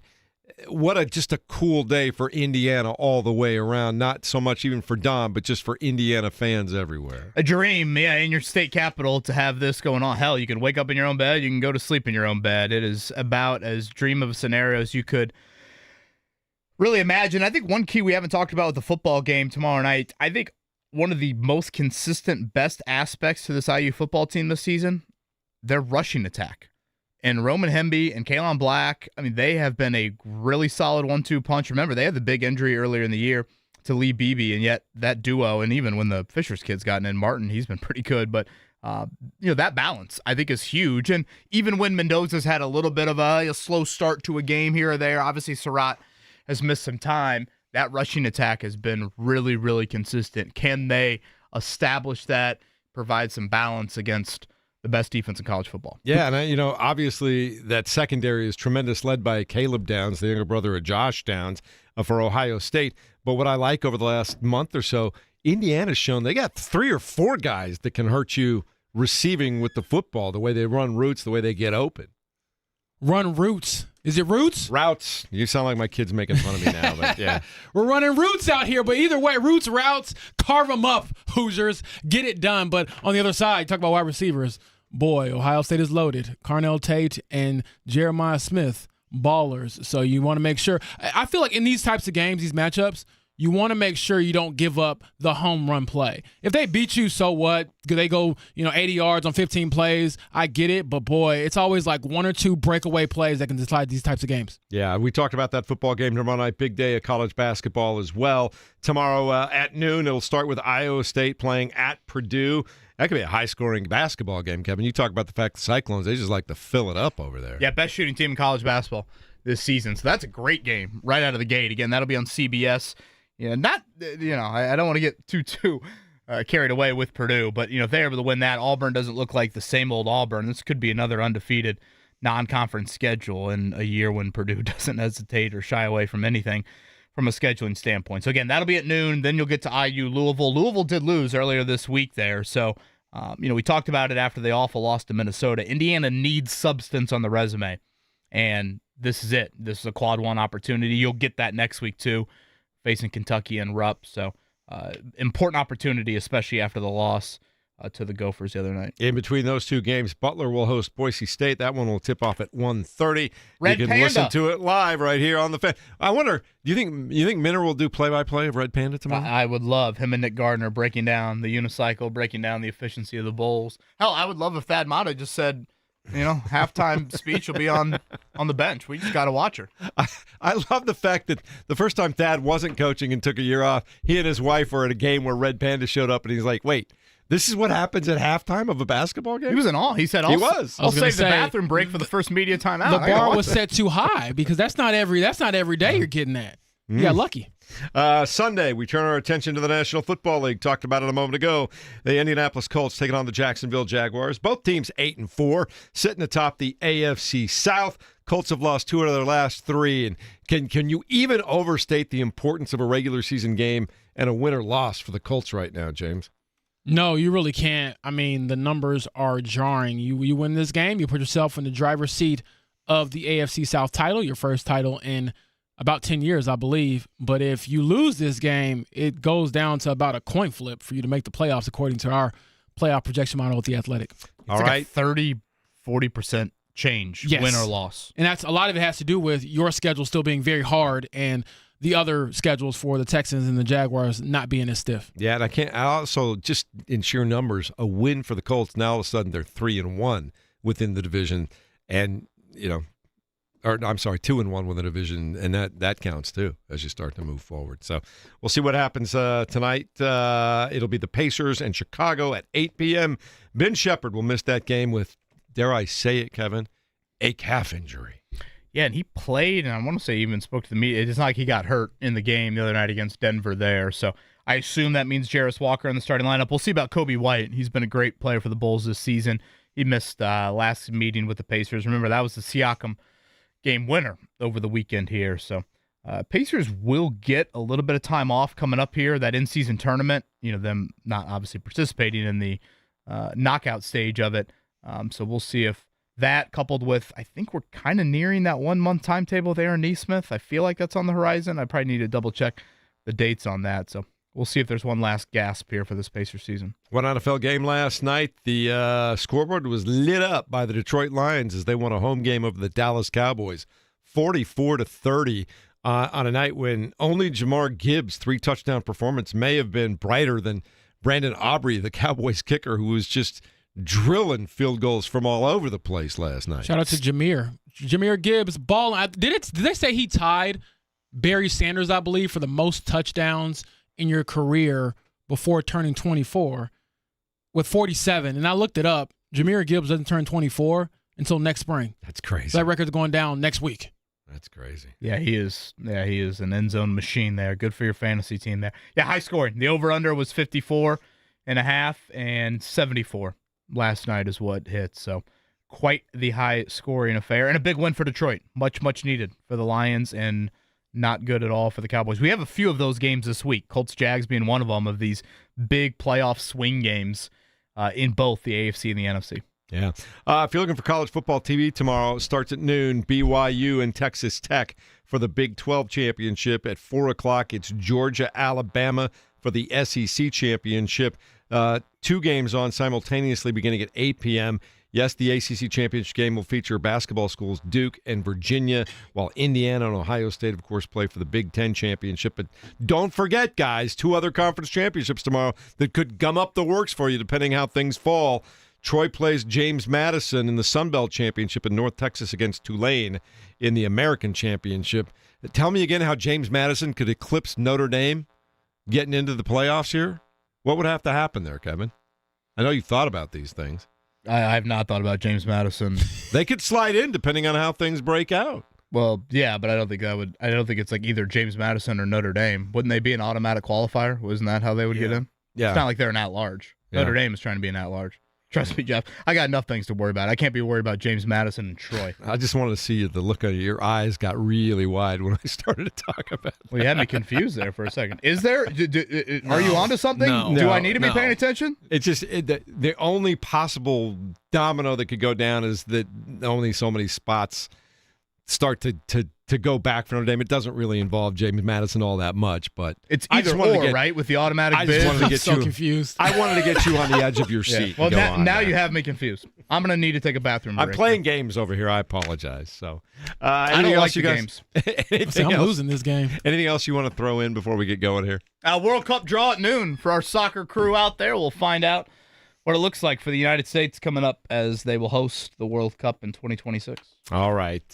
We will continue talking about some of these big games coming up in a moment. Want to get your thoughts on both games. Give me your double dose of prediction here for Saturday night with the Big Ten Championship and Sunday afternoon in Jacksonville. 239-1070 on the Fan text line. We got Matt Taylor coming up top of the hour to tell us more about that matchup. It's all straight ahead at 93.5 and 107.5 The Fan.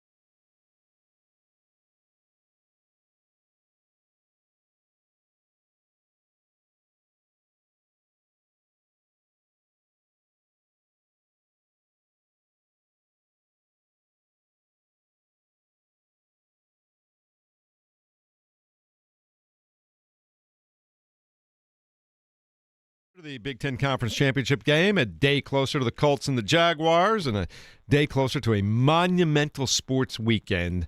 And I say that pun intended here as we sit atop the circle for the last week before we move to the brand new studios just up the road here. But man, oh man, it's just every time I think that things are going to get better or it couldn't possibly be better for sports in this area, it just one-ups itself, Kevin. And I pinch myself the fact that we get to experience all this. Think of all the things we've been able to experience just in the last decade in this place. Yeah, pretty amazing. I mean, honestly, when you look at the last 12 months especially, it's wild. And, you know, honestly, so much of it I think you want just to have appointment events in your own city. And we have been blessed with so many of them, and Saturday night involves another with the team in your state. I think that's the unique nature to it. It's not just having the Big Ten championship. It's the fact that you've got one of your state schools there. It looks like the secondary ticket market has maybe leveled out a little bit here. So I'm still seeing here on StubHub, cheapest is at about $700 to get in the building there. I did see $615 earlier this morning for a single ticket, like in the upper 600 level. Would you do that? Are you a big enough sports fan of any team to sit alone? That's one of my sports hot takes, Kevin. I think as long as you're in the building, I don't think people ever really are a stickler about asking you, oh, where did you sit? If you can just say you were there. Like for me, for instance, 2018, Cavs versus Raptors, Eastern Conference semifinal. I see a LeBron buzzer beater. Was I sitting, as you guys talked about yesterday, next to God? Yeah, I was. But I was there to see an awesome moment. What about a couple of... I do love the line sitting next to God. But I do Caleb, see... you and me, same way, man. National title game, I was there alone. Call me Steven Glansberg. I was sitting there alone. But at least, well, Notre Dame didn't win. But I get a single ticket. I really will. I do something like that. I would do that. Yeah. Because I feel like if you love it that much to do it, especially for a game like this, you're going to be in an environment where everyone else is there for that reason. You're all together. No casual watching type of stuff. Are we partners with any secondary ticket markets, Jeff? Not that I'm aware of, no. It looks like on SeatGeek it's a little cheaper. $612. Okay. Solo ticket end zone here. Row 28. Is that the highest row in the building? Section 627. I would imagine, yeah. Anytime you start with the Section 6, you're They're next to God. asking you to lock the window. They're like, hey, Caleb Zuber over there. Will you lock the window for us? The ball's about to be kicked. Some might argue that's the best seat in the house because you get, when you pray, you're a little closer. Your prayer gets there first. You got direct contact. You can have that face-to-face conversation right there. Now, to like... I want to be face-to-face now. I want to see Jesus years from now, but I just, Now, maybe there are people that have already thought this. I'm trying to think. I've been inside of Lucas Oil Stadium as a fan of a football game for not many of them. Notre Dame, Purdue, whenever that was. Back a decade ago. But I was told that one of the smart things to do is to try to get a table in the Bud Light zone. So you can maybe get like the highest ticket in the house, but if you're able, and you got to probably get in pretty early, but if you get in when the gates open, you secure a table in that Bud Light zone, then you're able to maybe view it from, a little bit of a better level. So I don't know if that's maybe that's not news. Well, to going back to there. what you said though, I have seen groups of guys, 3, 4, 5, a couple of times over the years, that will go to like a Super Bowl together. They get individual tickets, so they go and they do their party for a couple of hours before the game. They might get together again at halftime. And then they leave the game together as well, even though they're sitting at different points in the stadium. So they are kind of going as a group, but they are sitting by themselves. That is the most guys trip thing ever. Man, that is very poor planning. Going to the Super Bowl is a little different animal. Well, sometimes it's about the tickets you can get, though, James, is my point. But you were talking terrible about big planning games. on that group. You get in there. If you're going to the Super Bowl, you can plan on sitting together. No, the plan is, do you pay $2,500 for a ticket or $700 for a ticket is the difference there. Are there really Super Bowl tickets that cheap? $700? I'm talking about back in the day when I feel like that was going on. There's a comma involved in all of them. No, I remember going to a Super Bowl once with my dad, and he said, enjoy this. This is the last time you and I will ever be able to afford to go to a game again. One thing to note, James, you brought up Colts' schedule in the previous segment. Again, hardest schedule in the NFL left. Or so they say. At Jacksonville, at Seattle, home to San Francisco. That's the Monday night game. Home to Jacksonville again to close out December. And then Week 18, the season finale is in Houston. That's 5 games. I think if they go 2-1 in the 3 AFC South games, they're good. Agree. Those are the big ones. If the 3 AFC South games at Jacksonville Sunday, you close out the year with Jacksonville again in your own building, and then at Houston. If you go 2-1 in those 3, you're in. I want to say you win the division. I don't think I can say it just yet, but I think you're definitely in. Because, right now with 3 AFC South teams all above 500, even the runner-up is obviously going to be competing for the wild card spot.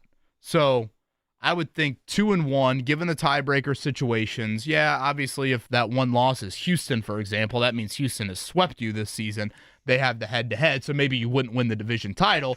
But I still think from a record standpoint, that would mean you would sweep Jacksonville, so you'd be likely above them. That would help you out in the wild card department there. So, again, the 5-game schedule is daunting, but if you want to boil it down to the AFC South games, 2-1. 2-1. Now, that means you got to win one on the road. Either Sunday or either the season finale in Houston. Houston, by the way, this is their schedule moving forward. They play at Kansas City this week. They play at home against the Cardinals, home against the Raiders, at the Chargers, and then against the Colts. It's not easy, but it's not murderer's row either. I think there's so many different teams that are in line for these last couple spots at the tiebreakers too, like the head-to-heads. Like Houston versus Kansas City is not only big for both of those teams, but like whoever wins that's going to have a tiebreaker. The Colts division games, even with Houston and Jacksonville, like one of them's obviously going to win the division, but say Houston wins it, Colts are going to have a tiebreaker against the Jaguars that needs to be decided. Like it's going to get real interesting. It's going to get real tight, and there's going to be a lot of teams vying for only a few spots. You got to think that Houston's going to get Kansas City's absolute best this week. Absolutely. Right? Gosh, how many times have we said that about Kansas City ain't looking It's like now or all never. of that. The Colts blew it, and then they got beat by the Cowboys, so I don't fear them. But I do think Kansas City's offense will put some pressure on Houston because Houston's been winning in spite of their offense, I think, to a degree. So we'll see how that shakes out. It's in Kansas City. Does that give you any? No, I went to Kansas City and saw them. They do not scare me like they did in the past. They're flawed. They're a flawed team, and their defense isn't all that great. Like I looked at some of their numbers as far as like blitzes and stuff like that. They were like the best blitzing team in the league the last 3 or 4 years. They're horrendous this year. They can't generate pressure without a blitz, and then they're not blitzing great as it is. Yeah, just 6-6 so far. So yeah, it's one of those things where Houston could kind of put them to bed at the end of the day. But then Houston goes to 7-6 if Kansas City does win, and whoever wins between the Colts and the Jaguars. Now Yeah, we got to get off the putting up. Kansas City to bed train. That can't be a priority for Colts fans. You are you want a Kansas Chiefs City to fan win. Sunday night. Yeah. Period. I know you want to get greedy and whatever. No, you're not in that boat. You've made the bed that you're not impressed with me figuring out a way for both of them to lose over the next few weeks. No, you cannot be that greedy. That sounds like you sit on Santa's lap and say you want a lake house. You don't? Hey, you're talking to Santa. You ask for everything, don't you? Well, I'm going to be You don't get realistic it, in this but way. you ask for it. So that's what's going on coming up this weekend. We'll talk more about IU Ohio State, get some of your feedback in a moment as well. Phone line's open, 239-1070. You can say hi to Caleb and then talk to us, or just send us a note in the text line at 239-1070 there as well. It's all I have next. a question Yes. after the break. All right. I can't wait to hear it next.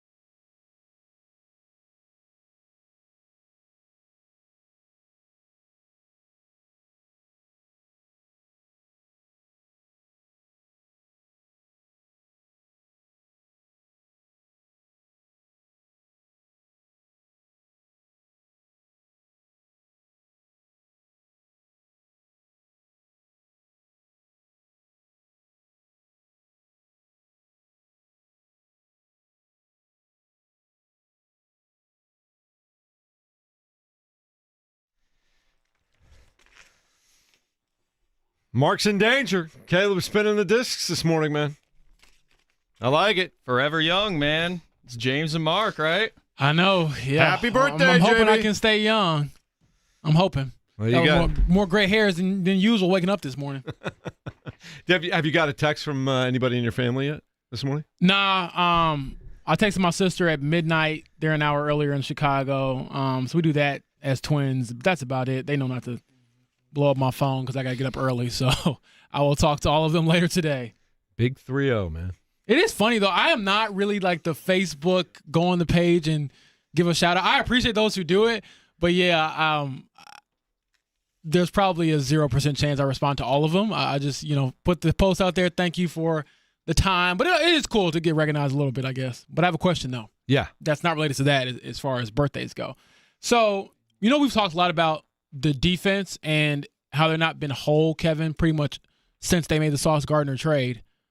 And who do you think has been or will be a bigger loss for this team moving forward over the next, couple of weeks? I know DeForest Buckner can come back next week technically.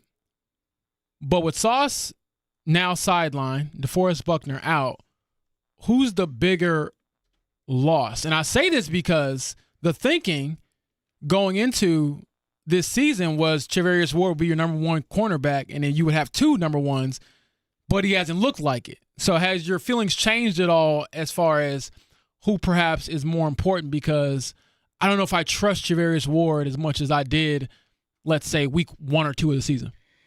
Yeah, that's a really good point. I do think I have a little bit more of a pause to answering the question because of what you just laid out there of the cornerback play, specifically Ward, here over the last few weeks. I still am going to go Buckner just because I think he is so impactful, not only up front, but I think the trickle-down effect is, and I get you could say something similar about Sauce, but I do think he also impacts your back end and how long they have to hold up. I look at this defense the last 2 weeks, and I know Matt Taylor's going to join us in 10. He'll probably have some more numbers on this. But, James, they've been on the field for over 170 snaps the last 2 games. For maybe that number doesn't resonate totally with our audience. That is an insane number. 170 total snaps the last 2 weeks. I was looking. Normally you play about 60 to give you some context 60 to there. 70, yeah.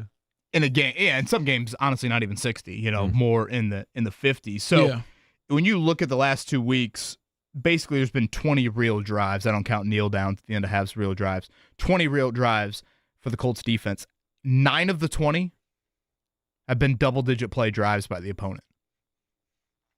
So while the defense has done a great job, which should be pointed out, in keeping them out of the end zone, there's only 3 touchdowns allowed in the last 2 weeks. The problem with allowing these double-digit play drives, inevitably, what does that mean? It means that they're flipping the field. They are creating field position in their favor. And so now your offense has to drive how long? Instead of maybe creating a little bit of a short field, you're asking more out of your offense. And, certainly your offense has not played complementary football enough for you. I don't want to act like the defense deserves some massive amount of blame, but I just tend to think that if you had to force Buckner out there one of these last 2 games, he makes a third down stop that wins the game. And that third down stop might be in the middle of the third quarter, right, or the middle of the second quarter. But when he makes, there was that play where C.J. Stroud on Sunday, James, the 2 ends kind of collapsed on Stroud. It almost looked like a Stroud sandwich. And next thing you know, he just kind of wiggles his way through there, dumps it to, I don't know, Schultz or Higgins or somebody, and it turned into a third down pickup. And it's like that little play, I look at Buckner as a guy that finishes that play. We talked about Latu a lot in the last hour, not finishing enough. To me, Buckner would be that guy. So it's a great question. I certainly don't want to ignore Sauce by any means, and I do think Ward has struggled, but I'd go with number 99. And I do love that observation about flipping the field, too, because you even look back at the very end of the game against Houston. Colts moved the ball on that last drive, but they came up just short. Right. About the 35-yard line. And where that drive start. Yeah. I mean, you were, pretty backed up, to start that drive. One thing to note, and James, is simply us just putting on our observational hat. We were out there at Colts practice yesterday. They were indoors at practice. We did see Blake Groupie kick for the Colts. Someone did point out he's wearing A.D. Mitchell's old number. You could look at that as a positive, right, Jeff? After the game A.D. Mitchell just had? A.D. Mitchell for president right now. Let's go. I was going to say, there you go. Blake Grupe, I thought kicked the ball pretty nicely. 7 for 7 when we were out there. Some very short kicks, some very long kicks. And I thought the ball, but I just sound like an idiot trying to dissect kicking. I thought the ball had a nice little pop off the 5'7", 156-pounder's foot. Not Spencer Schrader pop, to be clear, but I don't think Michael Badgley pop either. Somewhere maybe in the middle. It's amazing that he can do what he does at his size. Football teams are some of the more unique cast of characters you'll ever see. Like that man is next to DeForest Buckner in the locker room. They play the same sport technically, which is crazy. But a lot is being put on him to, one, deliver in the normal moments, which is the PATs, but also, hey, you might not get in the end zone fully every single drive Sunday like you were the first month of the season. Can you put some points on the board for him? So Buckner has Blake Grupe by a full foot, right, on the roster? 6'7" to 5'7", and Buckner's listed at what? Caleb, will you look up DeForest Buckner's height and weight? I'm going to guess 295. What, probably 6'5"? I think he's probably leaner than that, hopefully. 6'7". 6'7"? Yeah, and I don't say that for kids in the car right now. Sorry, parents. A full foot on Blake Grupe, and what's his weight? 145, you say? 156 for Grupe. Buckner, I want to say, is about 295. 300. Is he 300? I wanted to round down to 145 just so they'd be double. So 300 to 156. So that's what, 144 pounds? 1 foot and 144 pounds bigger than his teammate. And they play the same sport. Fascinating. Ridiculous. It's incredible. Coming up next, Taylor's Tidbits. Matt Taylor, the voice of the Indianapolis Colts at 93.5 and 107.5 The Fan.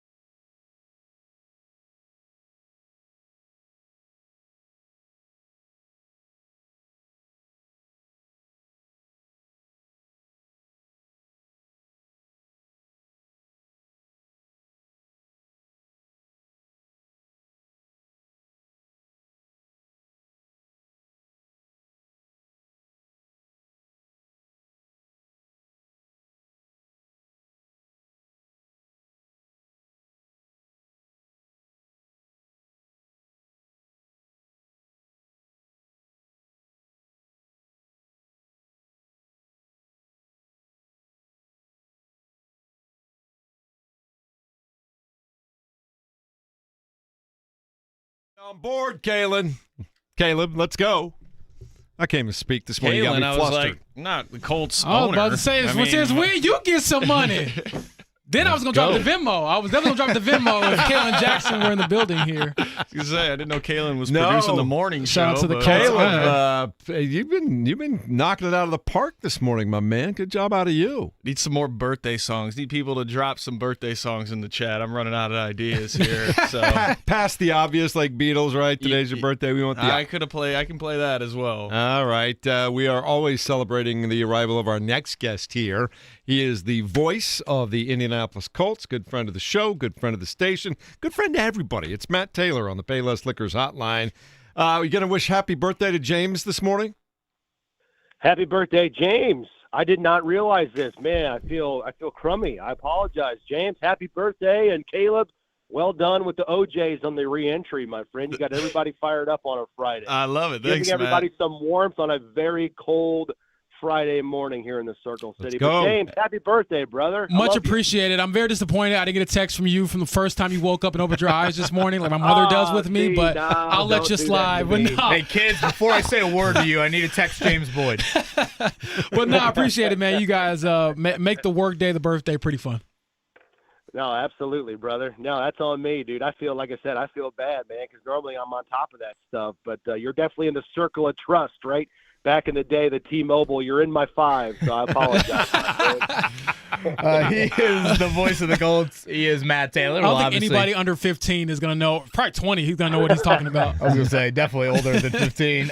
He will give us his Taylor's tidbits. Colts and Jags coming up on Sunday. Matt Taylor, I want to start here, though. You are a big-time IU football fan, but I want to play it from the Don Fisher side of it. 2 o'clock Gainbridge Fieldhouse tomorrow, IU Louisville, and then Yeah. Fish slides over to Lucas Oil Stadium for the 8 o'clock kick. Have you ever had a day like that? And I guess what would your preparation look like? Are you just throat lozenging up, not talking to a single soul between 4 o'clock and 7:30? Well, it's more about like the week of. Like, I think Don's week this week has got to be pretty crazy because remember, he was probably out of pocket, for like a day and a half because they had that basketball game in Minnesota. Oh, on that's right, Tuesday, yeah. Too. So his week of preparation has to be. I've been there. I think the closest thing to that has to be, back in the day when I was doing high school basketball and high school football at the same time.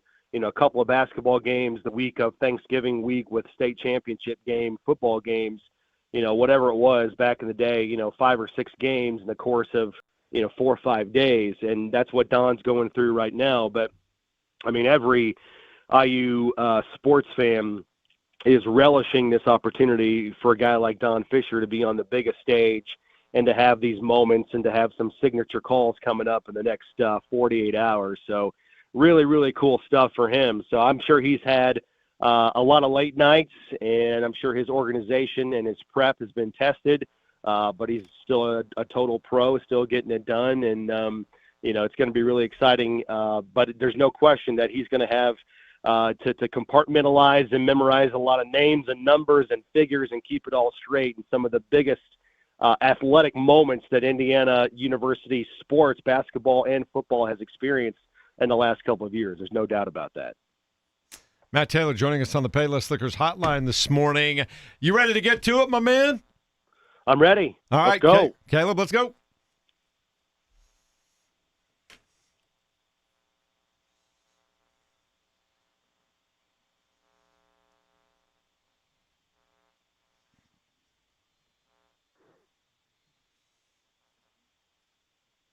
All right, let's talk about how big of a game this is in week number 14. I don't know if you guys saw it. I saw it, so you guys probably saw it. The Jaguars on social media, they've already proclaimed this is their biggest regular season game in franchise history. You've got 2 8-4 teams squaring off in week 14, only 4 games to play after this upcoming Sunday. And Sunday's game, it's going to mark just the 3rd regular season game hosted in the city of Jacksonville in December or January, where both teams playing in the game have a winning percentage of .666 or higher. So Jacksonville is surging. They've won 3 in a row. The Colts have hit a few hurdles lately. They dropped 3 of their last 4. the Jags look like they're headed in the right direction from a franchise standpoint under first-year head coach Liam Cohen, who, by the way, prior to this year has never been a head coach at any level, as a coach. But they're looking to pull off the worst to first. At least one NFL team has gone worst to first, winning its division the season after finishing tied or in last place in 20 of the last 23 NFL seasons. So Jacksonville looking to do that this year. They were 4-13 last year. They've already doubled up their win total from 2024, and it's a franchise that's made the postseason just 4 times in the last 20 years. So there's no question they're going to be hungry coming up on Sunday. And I think one of the areas where the Colts need to get back to prowess is running the football, but that's going to be tough on the Jaguars because they have held their last 3 opponents to under 70 rushing yards, and their defense currently leads the NFL, giving up only 82 rushing yards per game. They've given up less than 1,000 rushing yards on the season so far through 12 games. That's not great news for Jonathan Taylor because he's played the Jaguars 4 times in his career down in Everbank Stadium, and he's averaging just 43 rushing yards a game in North Florida against the Jaguars. 3 times he's been held to under 60 yards on the road against the Jags. Now, the Colts, they got to find a way to get that running game going on Sunday because this is going to be good on good. The Colts have 44 carries of over 10 yards on the season. That is 4th most in the NFL. Meanwhile, the Jaguars have allowed just 24 yards over 10, or 24 carries, I should say, over 10 yards. That's the 4th fewest so far in the NFL. So I don't think the offense for the Colts is nearly as dependent on Jonathan Taylor as it has been in years past, but there's no question that Taylor is still the biggest piston inside this engine offensively for the Colts. Case in point there, the Colts are 6-0 this season when Taylor has at least 90 rushing yards, but they're 2-4 this year when he's less than that, and he's got less than 90 yards in all 3 of their losses here recently. And then the last thing I want to point out on the Taylor tidbit, you got to keep Daniel Jones clean, right? The Colts, they did average 33 points a game in the first 8 weeks of the season. That number's down to 21 points per game in the last 4, but Daniel Jones' numbers have been controlled in that time as well. So you look at his last 4 games at quarterback for Daniel Jones, he's got an 86.6 passer rating, 61% completion percentage, 6 touchdowns, 4 interceptions, and he only has 1 rushing touchdown, and he's taken 13 sacks in the last month of the season. Now, Jacksonville on defense, they only have 24 sacks on the season, but that's a little bit deceptive because they've got 16 of those sacks since week 9, which are 5th most in the NFL in that span. So teams are going to keep coming after the Colts. They're going to send those extra rushers until the Colts can prove they can gash it for big plays and put up a big point total and get a win doing it. And it starts up front with great protection. Then it's Daniel Jones needing to recognize where the pressure's coming from, get the ball out on time. And then lastly, I think Colts receivers, they got to do a better job of winning on the outside, winning their one-on-one matchups, getting free releases, getting open to make big plays outside the numbers or wherever that blitz is coming from the defense.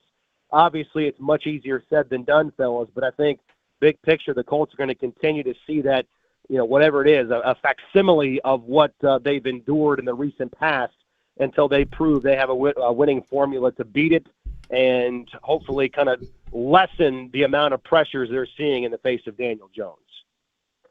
Excellent, per usual, from Matt Taylor there, the Taylor's tidbits. I wanted to go back to the run game element, Matt, because we had this discussion a little bit earlier in the show, and one constant I do feel like has been true throughout this streak down there is I think Jacksonville's D-line has gotten the better of the Colts O-line, and you point out the run game has not gotten going for the Colts lately, and considering the weather, you would think that would be the blueprint, but that is what Jacksonville does stop really well. That's probably their greatest strength as a football team, is their run defense. So on paper, so much of it points to you throw against them. But, right, again, that's going against Jonathan Taylor and potentially against the weather. So I think that's a very interesting dilemma for Shane Steichen heading into Sunday.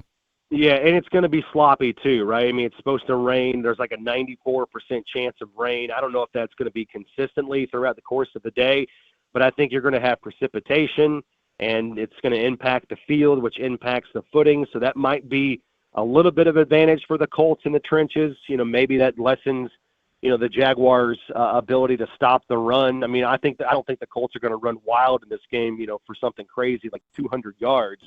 But maybe if they can get north of the ridiculous 82 that the Jaguars are giving up, that would be beneficial. Jacksonville's just a really mysterious team, and I think Liam Cohen kind of said it best, because a lot of people are looking at, how they've done it, and it's not really flashy. 8-4 is 8-4, but Liam Cohen just said, like, that team down there just has an edge about it, right? They've got like a tough DNA makeup collectively as a group. And, it kind of defies logic a little bit, because, you look offensively, Trevor Lawrence, he's not having, a sensational individual statistical season.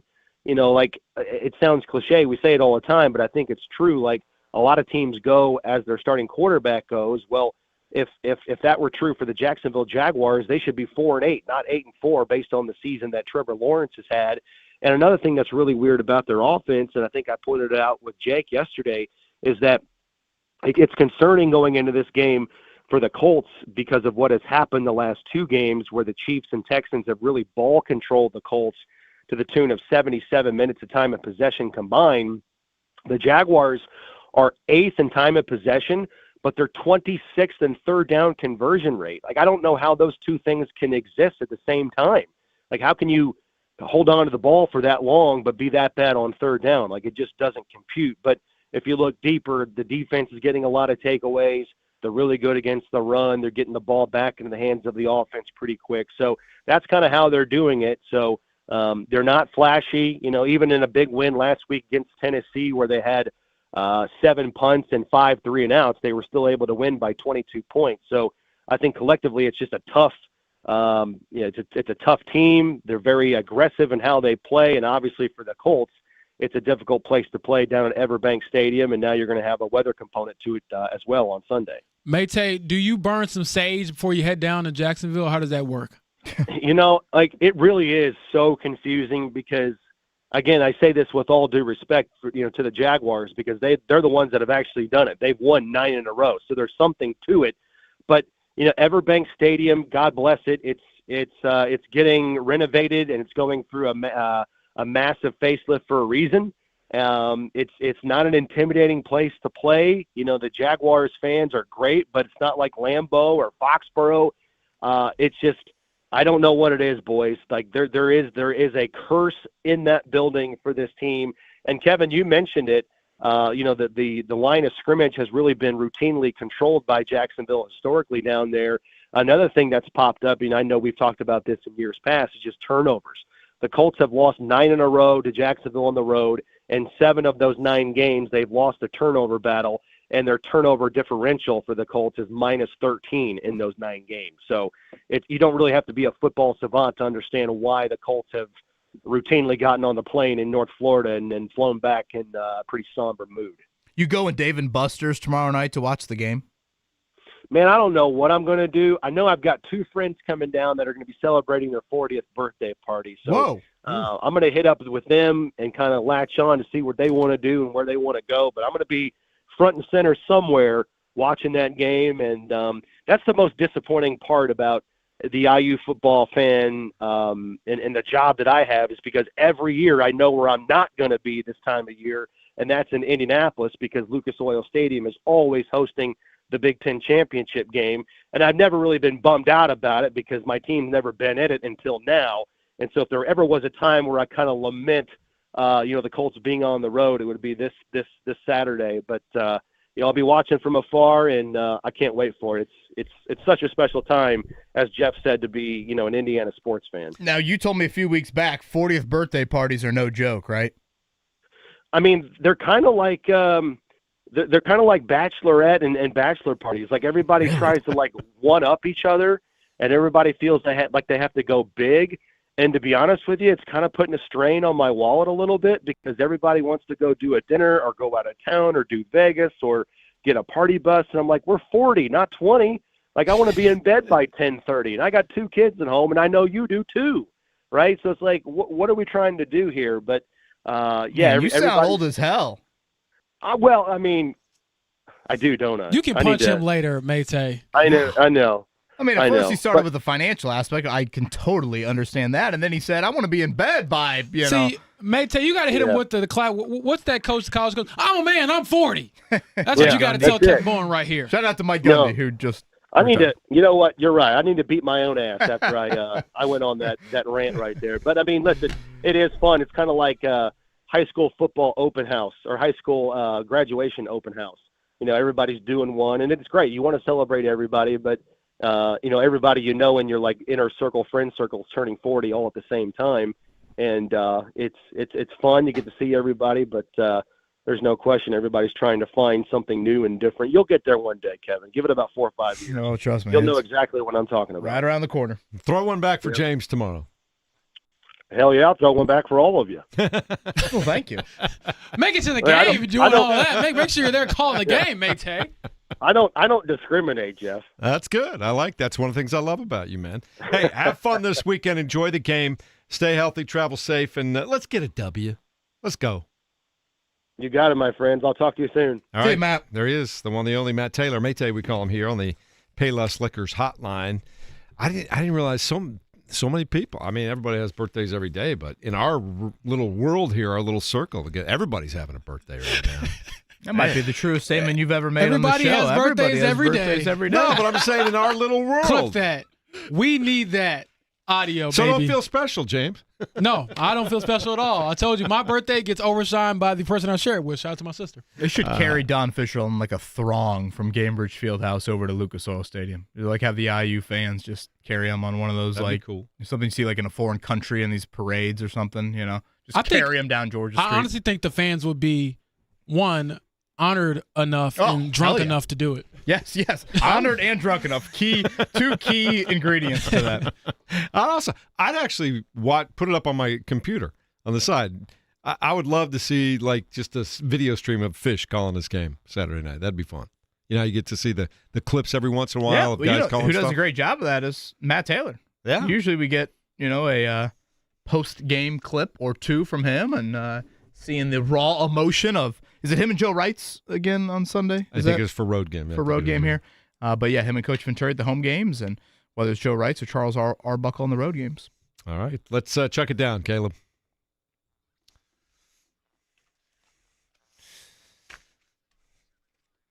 Lead story this morning, James Boyd, 30 years old today.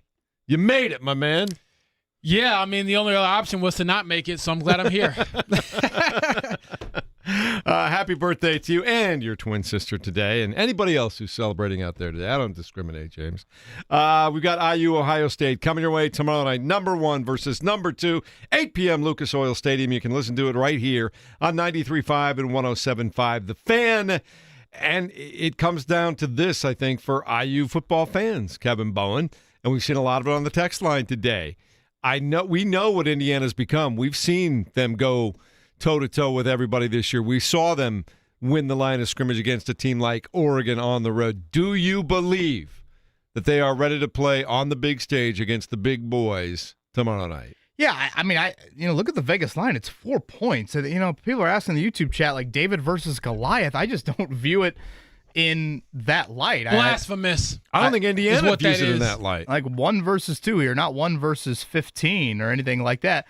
James, you brought it up yesterday with Ohio State. It's something I say quite often, when you do see teams that have had impressive seasons, which obviously Ohio State has had, put game pressure on them. They have not been in competitive fourth quarters.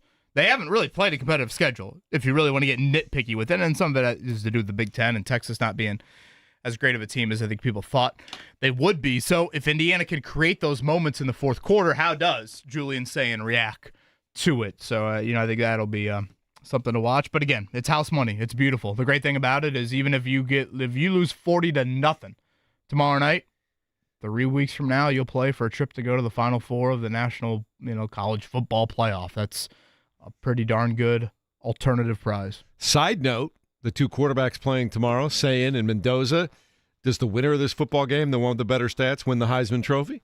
I don't know. Isn't the Vanderbilt kid hot now? Yeah, Diego Pavia's odds are really up there. I think if it's a low-scoring game, that could also help Pavia. I could see the SEC country voting for Pavia. I mean, how do we do it? We do it with just a bunch of people around the nation, right, voting on this? All over the place. Heisman odds right now, Mendoza plus 165, Pavia plus 175, and Sayin at plus 195. Jeremiah Love, a long shot there in fourth. So it's going to be probably one of the closest Heisman races ever unless we get, some overwhelming performance from Sayin or Mendoza tomorrow night. All right, 8 p.m. start. All the pregame festivities here on 93.5, 107.5 The Fan with Don Fisher. And tomorrow, if you want to hear Don Fisher call a basketball game, tune into 93.1 WIBC as IU takes on Louisville. That one will tip off at 2:15. You want to listen to Butler tomorrow at 1:30. We've got that one for you right here on The Fan. They'll be hosting Boise State. And if you want to warm up and watch some TV, Iowa State at Purdue. I think that'll be an entertaining basketball Great game. Yeah, two of the better offenses in all of college basketball. Iowa State's the best shooting team in college basketball so far this season. So, yeah, it should be an awesome atmosphere there at Mackey. And I would assume one Tyrese Halliburton might make an appearance behind the old visiting bench. All right. Tonight, the Pacers take on the Chicago Bulls. They'll be on the road. That one starts at 8, 7:30 airtime here at 93.5 and 107.5 The Fan. Another calf injury, Kevin Bowen. Yeah, Ben Shepherd. I don't believe he got hurt during the game, or at least didn't leave the game the other night against Denver due to that calf injury. But, yeah, I would assume that means Jarris Walker into the starting lineup here. Pacers have seen the Bulls a lot already this season. This will be the third meeting. Remember, Pascal Siakam hit the game winner against Chicago over the weekend, 4.5-point underdog. So not too big of a spread here. Chicago's got several injuries that they're dealing with. All right. And, of course, Sunday afternoon, we've been talking about it all day. The Colts at the Jaguars, 1 o'clock. That will also be heard on The Fan. Our pregame festivities start at 10 a.m. in the morning. Big news yesterday at a Colts camp. Kenny Moore named the Walter Payton Man of the Year for the Indianapolis Colts. Yeah, well-deserved for Kenny. So before practice got underway yesterday, Kalen Jackson, the Colts owner, came out and gave a little speech about Kenny. He's working in the community and how much he cares about things other than football when it comes to Indianapolis. So well-deserved for Mr. Kenny, who teaches over at Cardinal Ritter on Tuesdays. Like that. Also, the biggest applause of the day at practice came for the brand-new kicker, Kevin. What was going on there? Yeah, when you're out there, a little smattering of applause for Blake Grupe, a perfect 7 for 7 on his field goal attempts. So we'll see how that transitions to an outdoor environment, potentially in the rain coming up on Sunday. Again, Colts a slight favorite in this one. One thing to note on Big Ten title for our fans out there, either going to the game or simply, hosting a party or just curious about kick time. I saw 8:18. So welcome to life on the big stage. They listed at 8 o'clock, 8:18 for kickoff. I believe gates open at 6 at Lucas Oil Stadium. So FYI for people that care. It's 18 more minutes for you on the road to celebrate your birthday, James. Tomorrow night when you're on the road, getting ready for that game. Sounds like back you could tag team with Matt Taylor and join his 40-year-old birthday party, boys. That's what I'm saying. Got to work that out, man. That would be quite the show. I was heartbroken yesterday to hear this. I was listening to Jay Query, and they did the breaking news sounder. Kevin, I know you're probably aware of this. Marion University confirming that its football program has been removed from the NAIA playoffs after using an academically ineligible player for, I think, 3 games. It was an inadvertent mistake that they make, but they owned up to it, and they will no longer participate in the NAIA Football Championship Series this week in West Palm Beach. I was crestfallen to hear that yesterday. Yeah, and I just know the details that I saw, but it doesn't make sense to me, if I'm going to be totally honest. Sounds like this was a player that maybe wasn't playing a whole lot and simply, I guess made a mistake and withdrawing from a class, and therefore the other, 80 guys on the football team get punished for it. I don't. That's bureaucracy in action. It doesn't really add up to me. I'm probably in the wrong on that. I mean, I probably should, I don't know, maybe rules are rules. Look more into it, but it just doesn't really seem to make a whole lot of sense. James, as a former NAIA football player that did play in those playoffs a couple of years back in the day, I can't tell you, just from afar, not even personally knowing any of those Marion kids, I just know how devastating that would be, man. Yeah, if you go out, you want to be able to go out saying you actually played a game. So that stinks. That does stink. All right. Anything else you guys want to throw in before we move on to some of our NFL picks for the weekend here? Yeah, again, we got the FIFA World Cup draw at noon. So next year, the World Cup will be right here in the United States of America, and we'll find out what the draw looks like. USA. They're going to get it done. The USA. With their charity entry into the World Cup as the host. And LeBron James, 1,297 straight games of scored in double figures. That came to an end last night. He did have the game-winning assist to Rui Hachimura in scoring. He sacrificed his streak for that. 8 What did he shoot points. last night, James? 4 for 17. Shot a bunch of bricks. Stop shooting the ball past it. You win the game. James Boyd, you get some Matt Ryan vibes from LeBron James right now. Matt Ryan, 2022 Colts vibes. I'm not going to lie. I am. The numbers are looking pretty bleak. I think he has one 20-point game this year. He's looking OLD, but it happens to all of them. Father time always wins. All right, coming up in a moment, we will take a look ahead to some of the other games in the National Football League, including our Colts picks. Before we get out of here, Caleb, take us away. We'll be back in a moment. I mean, everybody has birthdays every day, but there we go.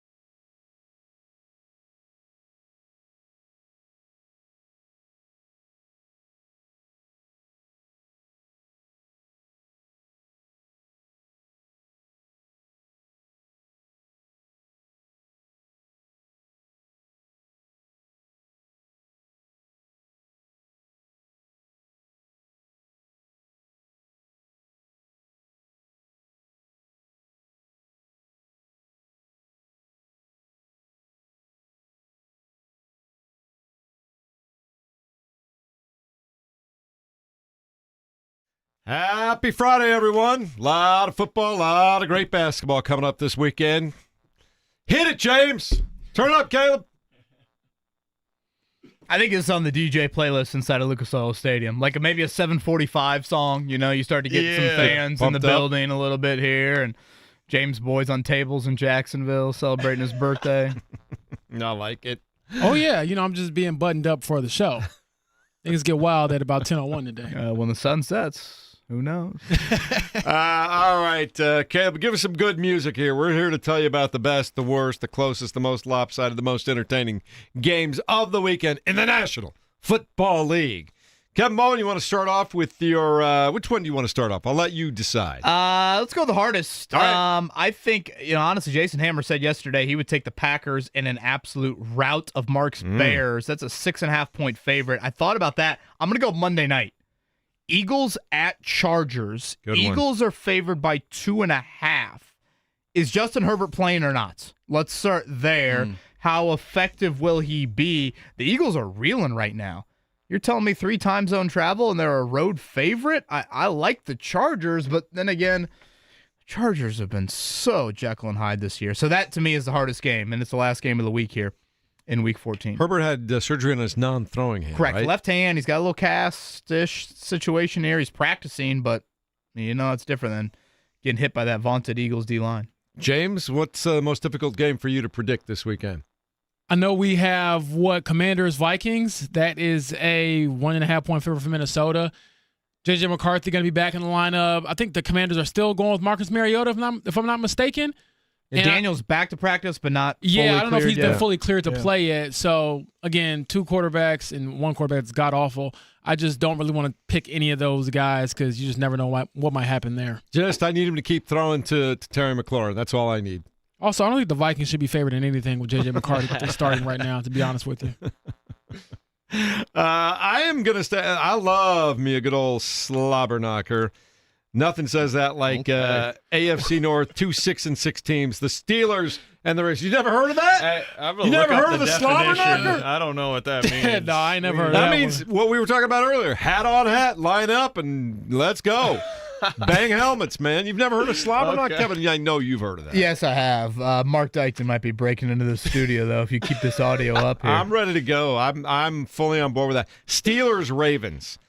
That's one of those that every year you just know they are. And what is the line of that one? 5.5 is what I'm seeing. 5.5 for the Ravens, yeah. I'm staying away from it though, from betting on it, because I just think you never know what's going to happen in those Lamar games, Jackson ever. did not practice yesterday. No, he's been weird lately too. Something's not quite right. He hasn't been right since that injury. So I'm staying away from that one. That's the most difficult for me to figure out what's going to happen in.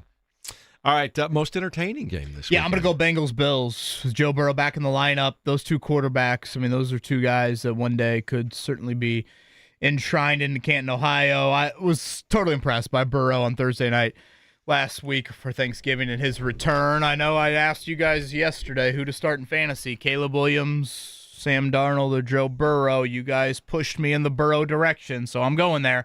Need a shootout. And it's a high over-under. So entertainment-wise, you're going to get points, it looks like 52.5, I believe, for Bengals and Bills. James, most entertaining game?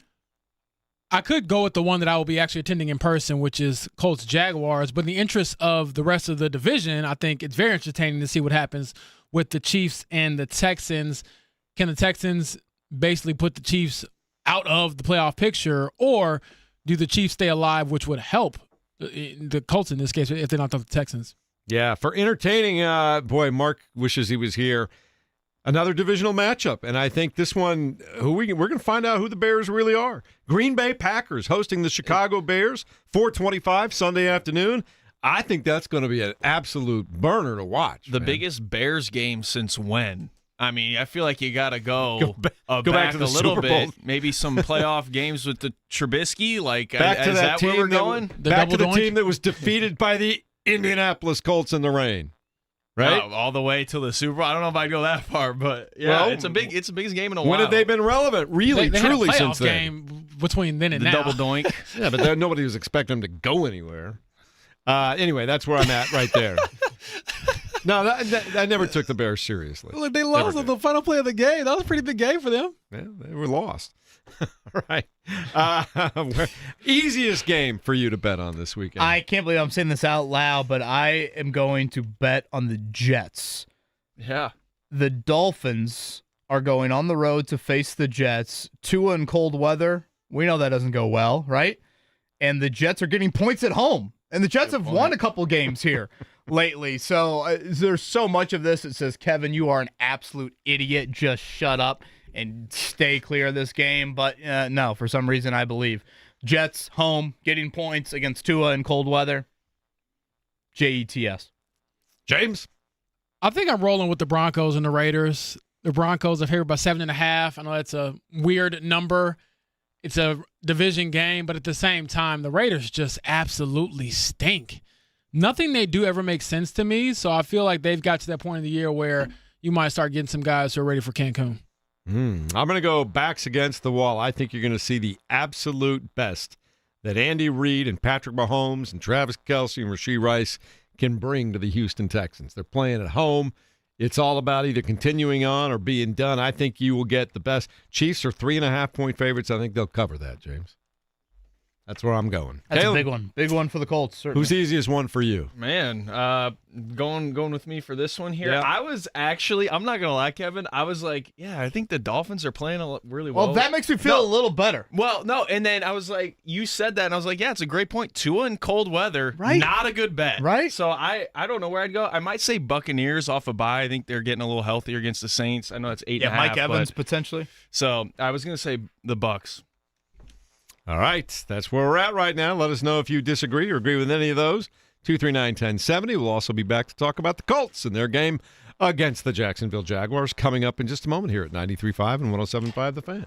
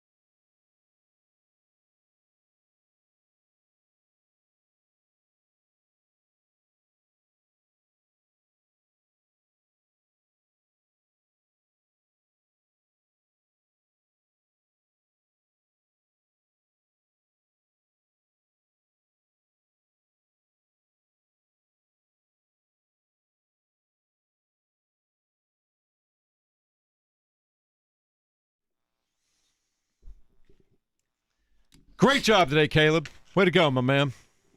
Thank you. One more happy birthday to you, James Boyd. Have a great day. Yeah, today is a day in history where the greatest human ever to walk this earth was born. So shout out to me and only me. I thought you were talking about your sister right Say, there. Your twin shout sister. out to Jessica. Yeah. You know what's crazy? I have her name in my phone as Jessica with no I because I think I'm the only one in my family who says her name correctly. Nobody in my family says the I. It's just Jessica. Jessica. So as a joke, I've had her name misspelled on my phone for the last 20 years. I love it. Anyway, we've got a big weekend coming up. We've been talking about it all morning long, and now it comes down to what we think is going to happen with the Colts and the Jaguars. I know taking heat this morning because the Jaguars are good against the run. I just think that you want to go take your division, go do what they do well.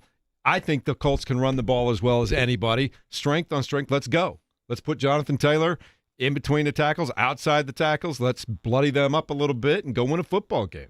I think the Colts will be able to do that. I think they're going to win this game 27-24. All right. Are we making our picks, I guess? Okay. Yeah. I like the Colts as well. I think I said 23-20 or maybe 24-20, something along those lines. I don't really trust Trevor Lawrence either. You know, that's probably an area we haven't talked a lot about. You know, Lawrence, if you look at the games this season, his passer rating hasn't been very, very high. So I think the Colts should have an ability to kind of neutralize him. I did see Parker Washington, their leading wideout, did return to practice yesterday. So they will likely be without their left tackle, though. So can you take advantage there? So I will say the Colts end the streak 24-20. And I like that full circle 10-year thing you've been talking about all week, too, man. That's the best. So thanks for bringing that up again. And you, James? You guys are not fooling me. I'm not falling for this. I've done this many a time. Just the banana in the tailpipe for you? Yeah, I'm not doing that. I'm picking the Jaguars because they win against this team in Jacksonville on an annual basis for God knows whatever reasons. In the past life, I don't know if Jim Irsay did something to that franchise, whoever owns that team, but for whatever reason, bad things happen when they go down there. So all that in mind, I'm picking the Jaguars. I want to say 2-0 just to troll because I feel like that'd be the weirdest outcome for this game. But I'll pick the Jaguars to win 21-20. Was it Zaire Franklin? Well, actually, 23-20. 23-20. Was it Zaire Franklin that was talking about in the I thought I saw him quoted yesterday saying, look, he doesn't pay any attention to that. Different team, different year, different players, different coordinator, all that kind of stuff. Yeah, but Zaire, you've never beat that team in your career down there, so I don't want to hear any of that from him or anybody else. Like, they tell us, oh, it's a talking point for you guys. It's only that way because you all never win there. It's your fault, not ours. Kevin, Yeah, as much as I want to be a real fan here and believe in my team, I'm siding with James. I'm nervous about this game. I think the Jaguars are going to win 26-23. I think I'm on the same boat, James, when I'll have to see it to believe it. My heart has been broken down there too many times, and I'm starting to get real nervous about where this thing is headed. So, but I hope they prove me wrong. So we'll see. how's your Ohio State heart feeling for tomorrow night? I think it's a cool thing to just be here in this city while this is going on. I have to say, like, I lucked out for sure. I think Ohio State is going to win tomorrow, but I also think there's a chance we're going to be getting a part 2 to this later on in the year in the playoff. And I think so. I'll be interested to see like if everything is showed for both teams. I think that's a great point to bring up. I think I think both teams want to win this really bad, but I don't know if Ryan Day is going to hold back. I don't know if Cignetti's going to hold some things back. So I think that chess match is going to be interesting. I'm looking forward. Kevin, how you feeling about tomorrow night? Yeah, I think it's a great point that Caleb brings up of like, is there any sort? I think when you're in the heat of the moment, you know, that stuff probably gets thrown out the window. But like, yeah, I mean, when you're discussing the potential of these two teams, who I think many, you know, if you look at the odds right now, they are clearly the two atop the list from an odds standpoint. Then, you know, is there any sort of, well, this is the play we've been talking about all year long. I kind of want to save that for the one and done format, not the, no matter what happens tomorrow night, you're still going to be playing and you're still likely going to be a favorite in the quarterfinal round. So I think it'll be a great game. I do. And I think Indiana will win. I think it'll be a very close game. But I think Indiana will get it done. I think having Elijah Surratt back and healthy and Omar Cooper Jr., I think is just, I don't know if he's underrated nationally, but I think he's a special talent. I think he's got some Deebo Samuel vibes to him, and I think he'll make a couple of really big plays in this game. James, you saw what Indiana did to your team They came from behind and won a tough game at Iowa City. They came from behind, won a tough game at Oregon. They overcame that pick six. They just keep finding ways to surprise people. Are you ready to predict them a win over Ohio State? No, I can't go that far. Ohio State is not Illinois by any means. So I have, jumped on the IU bandwagon, and I have certainly given them their flowers, but I don't think they're going to beat Ohio State tomorrow night. But if they do, I'd love to see it. I definitely would, I'm not going to root against them or anything like that, like I was with my alma mater. But nah, this is a different level of football, and I think Ohio State's going to show that again. I think Indiana's risen up to that level, though. I love the way they're playing, again, physically along the offensive line especially.